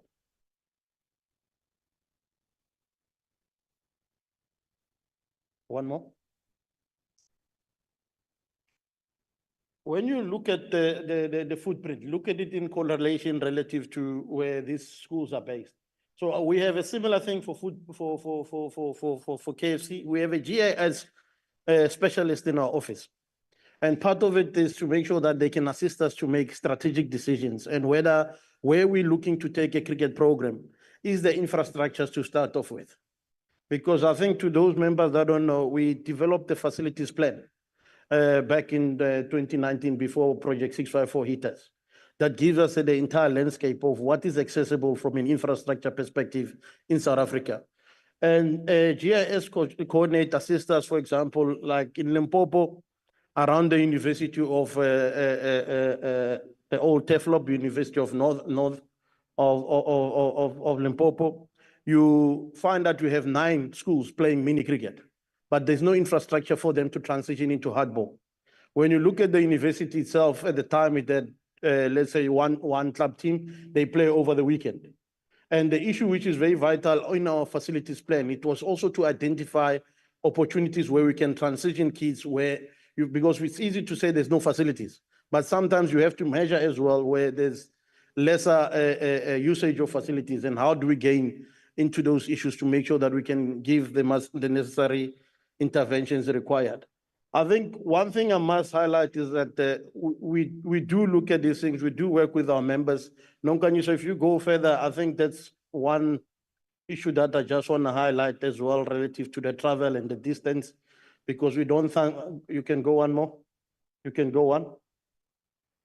The issues which are very vital is that when you look at some of these maps, we can drill it even within a 5-kilometer radius. We can see whether is it a walking distance from where the schools are or is it transport required and all that, so that it allows us to make necessary strategic decisions. I think I must concede, we don't have enough resources to roll out cricket to its full entirety and covering for everything. Because the issues which are very vital, when we started in 2016, we had a growth strategy. These hubs should have been over 100 by now, President. But when we hit, in 2019, we hit what we call Project 654. The Project 654 is when you start realizing the iceberg, there's no money to sustain some of the issues. We had to put a hold on our growth strategy. So the 70 hubs that you see is not the yeah and amen and all of it. Is the minimum where we stopped relative to the financial resources that we have. And some of these hubs do have a feeder structures next to them. I mean, the one in Mpumalanga, for example, works very closely with the big area of Bushbuckridge. And when you look at the Bushbuckridge area, for example, it's a good footprint for us relative to production of women's players, especially from Mpumalanga at regional as well as provincial level. And so now, as much as they might not be listed as a hub, there is that level of aspect existing. And I think one thing I need to also qualify on my side is that 70 is just a number that we're sitting with. There is more to be done. But unfortunately, the limitation is resources. And ma'am, you're right. The 3 that you're sitting with in Free State, they've produced players for us. And we could be in more of those type of places. But again, like I said, Remember, every hub is currently funded by CSA with between the tune of 450,000 to 500,000 per hub to get moving. It has a head coach who's qualified and with a minimum level 2, and it has 2 assistant coaches that are full-time paid through CSA via our members to get these programs going. I think what is also very vital for us is we're not immune from what's happening in society. I think there was a question that was asked around vandalism relative to the existing infrastructure that we're sitting with. The challenge that you sit with there is that if these centers, for example, the 70 hubs, are predominantly only for cricket, there's definitely going to be challenges relative to their maintenance and well-being thereof. Some of these centers are community centers. They allow elderlies to come in there and run their activities. I think you'll see it in the booklet as one of the photos there. You might have been thinking the old ladies are playing cricket there, but it's actually ladies that are meeting on a daily basis to prepare and their own issues over the weekend. Is just that for that day they were hijacked to come and play cricket. So through footprints and movement in some of this infrastructure during the day, it does help us to prevent vandalism. I think one of the key issues we're battling with, Chair, is the recovery from COVID. I think people use it as probably as an excuse, but we actually experience it. In the Eastern Cape, during that period when there was no movement, for example, one of our facilities which had a lawnmower for the outfield, a pitch mower, as well as a roller for the pitch, was bent down. When other people are still starting to think about how to get back into sport, we now have to think about where do we get the next money for the machinery and still pay for the cricket balls and everything else. So it is one of those key issues that we have to create the meaningful access. And I think there were a lot of questions. Nonkwanyis, if you maybe zone in into the second email that I sent you, as well as a point that I just need to re-emphasize. Strategically, when we make decisions when it comes to talent ID, people might not think we are aware and available in certain places. I just want Nonkanyiso to just showcase you a photo. Chair, you were, I think, at our Indaba. You managed to see me presenting.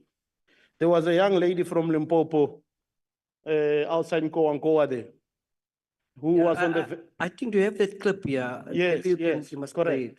I'll share it. I'll share a presentation with you guys, but I took a photo and I think Nonkanyiso will fly it here. Shelfa Mkari is a young player coming from challenging situations. So if we didn't have talent ID and means in those type of infrastructure where I think Nonkanyiso will do justice if you can flight it, it doesn't want to flight. You can move it across, I think, to that screen. I think that's where, if you move it across. But what I just want to showcase is that you'll see that this young lady, she was on the verge of making the under-19 South Africa World Cup squad that's going to in January. And she doesn't come from an environment where there's infrastructure, but the coaching has enabled her to be able to reach to a stage where she was on the final version of making the final team. So infrastructure, yes, it's a barrier for us to produce cricketers, but talent ID, there are people in the outskirts in various environments. I think this is the photo that I was referring to. You can see the young lady there when you look at the two photos on top, on the left, on the right. That's the type of infrastructure that she's training at every day. And this is a talent that potentially should have made the SA Under-19 side to the World Cup now in January. So I want to address the issue around talent ID. We do have processes in place to be able to identify talent. When you see that photo there in the middle with her taking, she was at one of our camps, as you can see in terms of what she's been looked after. Not everything is all rosy and well, but we push. When you look at the likes of Mlaba, for example, Nonkululeko Mlaba, Shangasa, who have made the debuts for Proteas. Nonkululeko Mlaba is one of the top ranked bowlers in the world. She comes from KZN under challenging circumstances like this, of this nature. And when we identified as Cricket South Africa through our player performance plan, that's why unfortunately a meeting of this nature doesn't allow us to go into details about our plans. So in the player performance plan, we're addressing things like socio-economic, cricketing skills, education, nutrition, as well as physical training aspect part of it.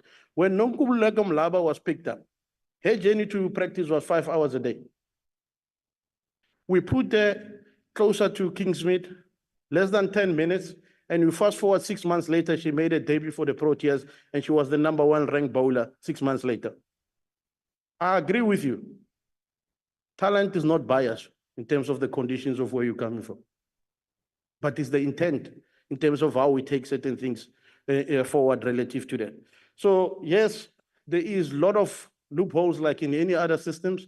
There will be cracks like in any other systems, but I can assure you, where we've picked up talent and we feel we can push the talent forward, we do put measures in place.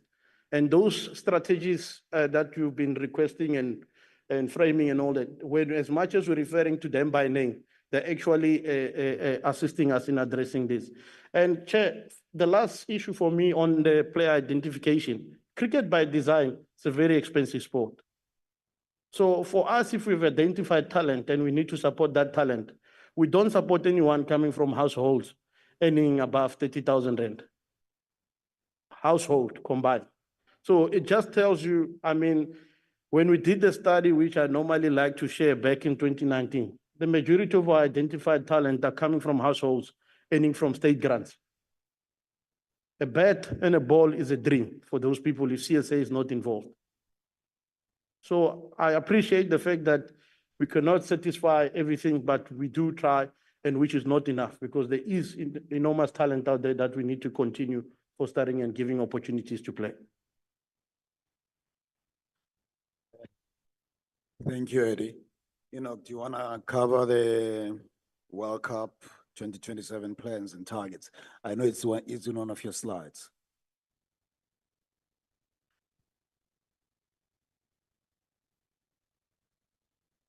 And selection, yeah.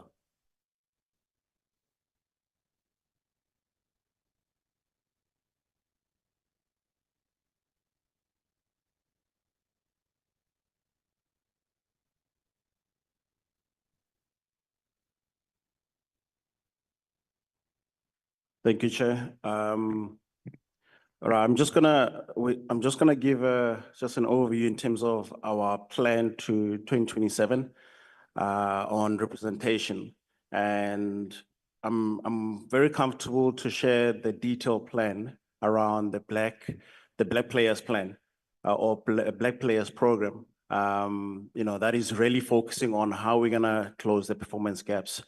So if you look at this framework that we came up with, which we actually rolling out on top of obviously all the structures and the plans that have been in place, but we did come to a point where we needed to intensify it and ask ourselves questions. How come in specific formats we're not really producing players, Black players? And we needed to go more in depth in terms of, okay, what are the real issues? Because it is something that it is work in progress from a performance point of view, to try and address the inconsistent performances, obviously at domestic level that feeds into the Proteas. And one of the plans is to build more content at SAA level to try and bridge the international gap. From a player point of view, but when we actually dive deeper into the development of black betters moving forward, not only for 2027 but also 2027 and beyond, is to try and understand obviously the environments that the players are operating in at professional level, and then do the needs analysis of every individual, because every cricketer, every batter in this instance is different. So what are the actual requirements for an individual to really perform consistently in different environments, even coming into obviously the Protea setup? So can you go to the next slide, please? So what we did, we have a short-term plan, which I'm in charge of, focusing obviously on the professional and the national, international players. We also have a medium term to try and make sure that there's continuity over a medium term and obviously a long-term plan. So we do have role players that are going to be driving this program to make sure that we don't fall short in the future.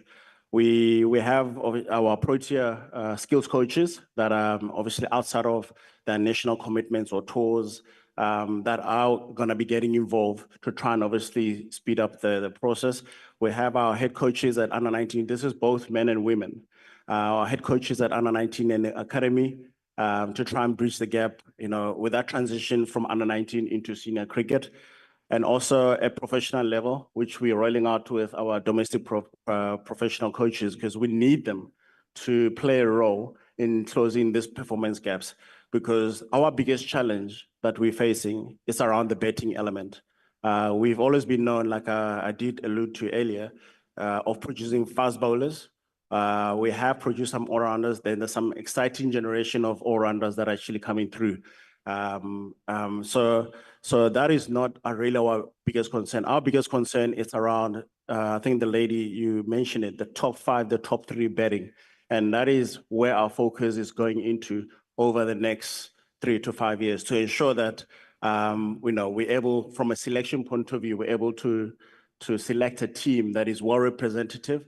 Obviously that is on merit, because also we don't want a situation where we're taking a black cricketer or a black batter and throwing them into the deep end, and then we actually lose that player in the system, because those are some of our learnings of the past through selection. So in doing so, and my colleague Eddie spoken about the player performance plan, it's one of those things that we have had them in our system for a while. And for us is, how do we intensify that individual? How do we empower every individual to ensure that by the time they get to international stage, that they have the confidence to perform, not only going into the leagues or going at domestic cricket, but playing for South Africa, because it is a different beast. It is, they encounter different pressures, playing at international cricket. So we want to make sure that, especially a black player, when they come into the space, that the environment is created for them to be able to perform instantly, and there are no other pressures that they need to deal with, that they can really focus on producing the desired performance for the country and for the team. Next slide, please. So these are the identified group of players from a men's point of view at different levels. Like I said earlier, from 15 to 19, that's a long-term project. From 19 to 23, it's a medium-term project. And obviously over 23, most of them are playing professional cricket and some of them are playing for the Proteas. So that is a short-term project. So we need to make sure that from a short-term point of view, we close those gaps with those individuals. But how do we make sure that this program, obviously it is sustainable for a period of time? And then we also have the same in the women's space, that we've identified those cricketers, to continue closing especially the betting side of things, because like I said, it is our biggest challenge, and we'll continue to obviously review this program, this plan, and see where else we can actually improve it. And then in the last slide, just wanted to highlight as part of the impact of the focus schools and the hubs program, because if you look at those individuals, Tony Dozozi, captain South Africa 19, and he's currently playing for the Proteas. Will be playing in the test match now for the Proteas. Captain South Africa 19, and he's been successful throughout our domestic structures, and he's gone on obviously to play for South Africa. So as, Lesotho at the moment, he's in our SAA immersion program, and he's doing some good things.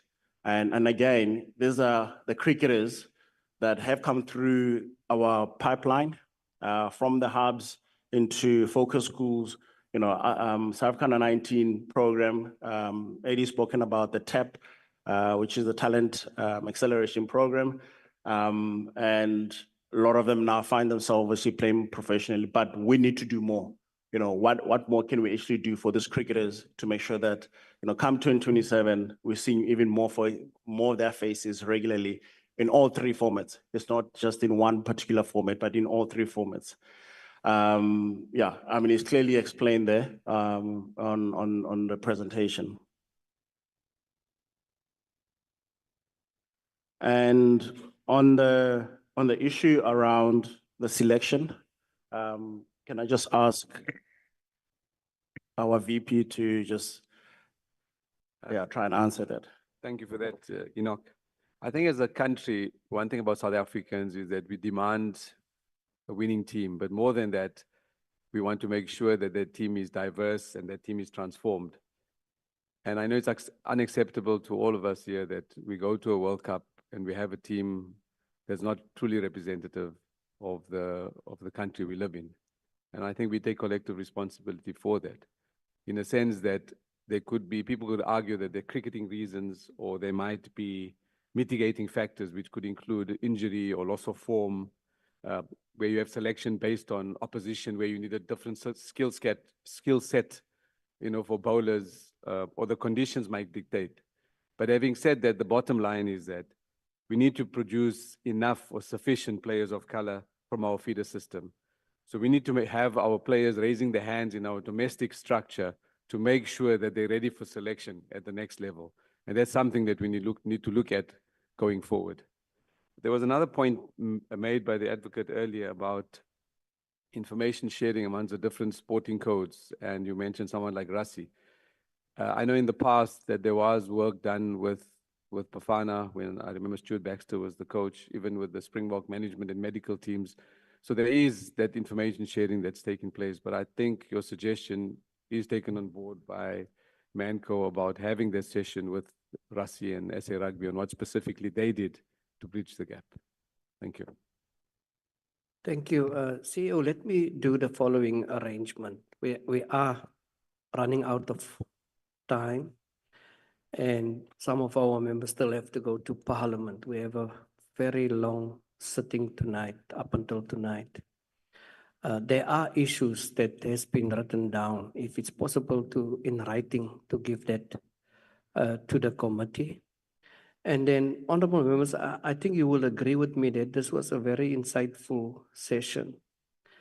And what I've learned through my experience ever since we started was, if we go out and play our role and go there, so that we can see and be a witness ourselves of what is transpiring there. I have gone and I've watched quite numerous games. And I must say to the president also, he has an open door policy.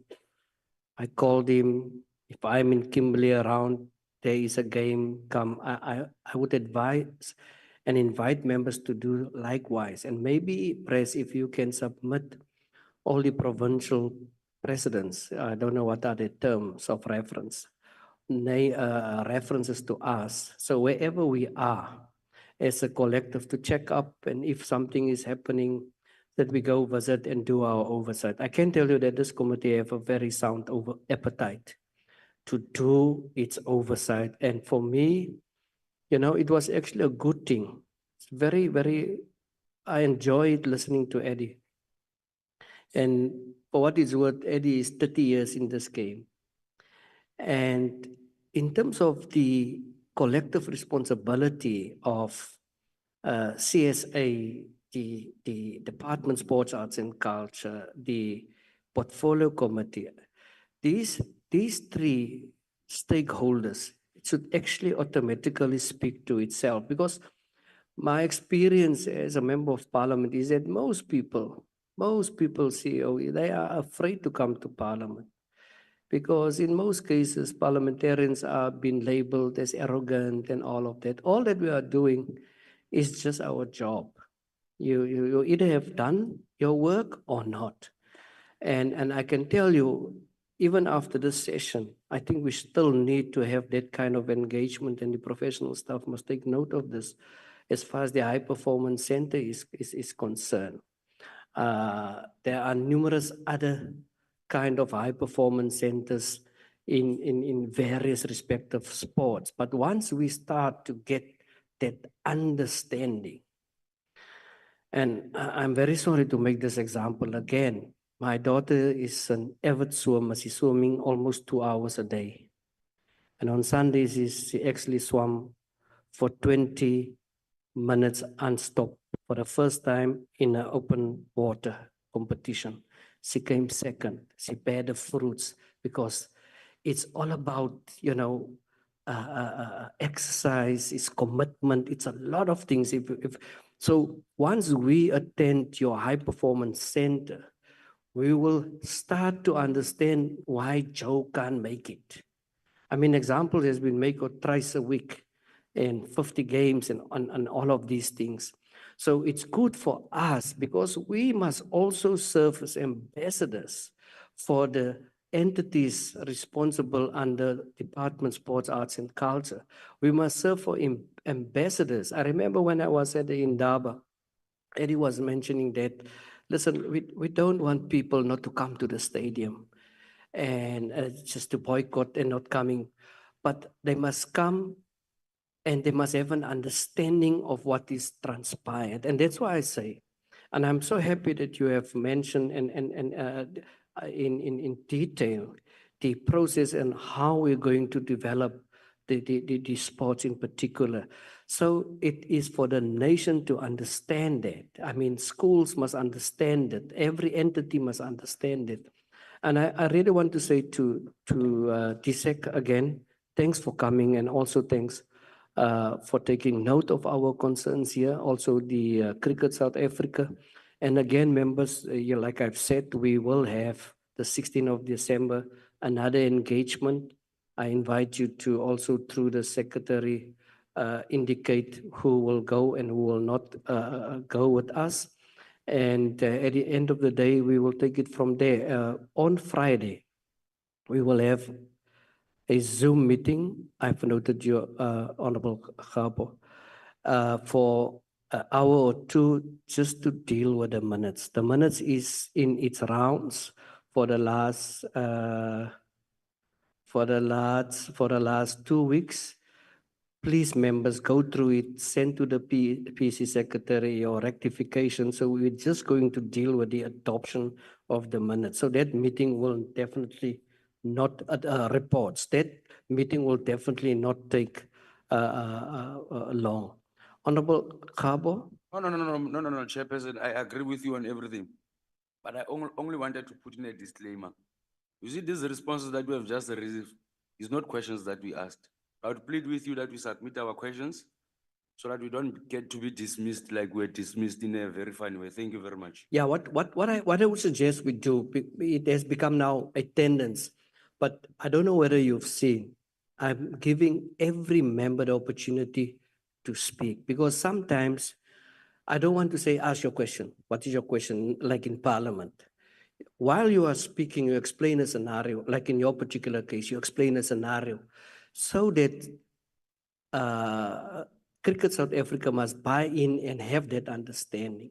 So we can revisit this, but I like the way that that is happening. Safe to say, what we have to do to the PC secretaries is to take that questions and then also forward it so that we can have a proper response, because time is against us. You've made a disclaimer. I also want to make a disclaimer. Does mean Brits is from Klerksdorp and I am from Klerksdorp.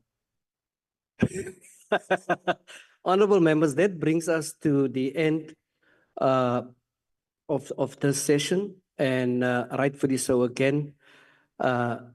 We are again apologize for the misunderstanding. We had some cookies and tea. It's all gone now, and unfortunately, when we have a half day, they don't provide lunch for us. So, like I have said, Press, we are all running now to Parliament. And I must say thank you to the honorable members. Thank you to the professional staff for their input and their contribution in this particular meeting. And thank you guys for travel. Please travel safe. And another thing, finally, I feel I must deal with it. I don't want to deal with it. with all other sports entities, and this is games and tickets. Now, let me do it in this fashion. For the committee, it's not about attending a game and have fun. If you have listened to some of us, we spoke and we spoke eloquently, and at times we spoke out of experience of what has transpired in a particular event. So we observe, and talk all of these things, except myself and the CEO. We were very angry on the cricket the night, and we just get out and have a smoke outside. So we also form part of a stakeholder for Cricket South Africa. So when we attend these events, there are really a lot of observations. I mean, look at the example that I've made press about Senvest. So then we come to this kind of meetings and we elaborate and we discuss these things with a lot of people. I think that is very, very important for us. But the tendency, what I've seen, you come to some of these events, and I don't want to mention the particular sporting codes. You see friends, you see families, you see. So yes, it is important to have the necessary stakeholders there. Sponsorship is important to be there, all those kind of things. We are a committee, and what us, the Indaba that we attended, and the empowerment that members have at the end of the day was as a result because of the chairperson of the portfolio committee was invited alongside a researcher. So if you bring these all together, we want to take Cricket South Africa all together forward. So it actually will lessen our work, or if I may use the word criticism, when it comes to certain issues of Cricket South Africa. So it does not also say that, yes, we've been there, we can keep quiet, people accept we are there, and sometimes you come here and say, it is another kettle of fish here. It's what's happening, that kind of things. But so far, so good for us with the entities. And again, I want to say to cricket's particular reference to the Northern Cape cricket fraternity, the Northwest where I come from.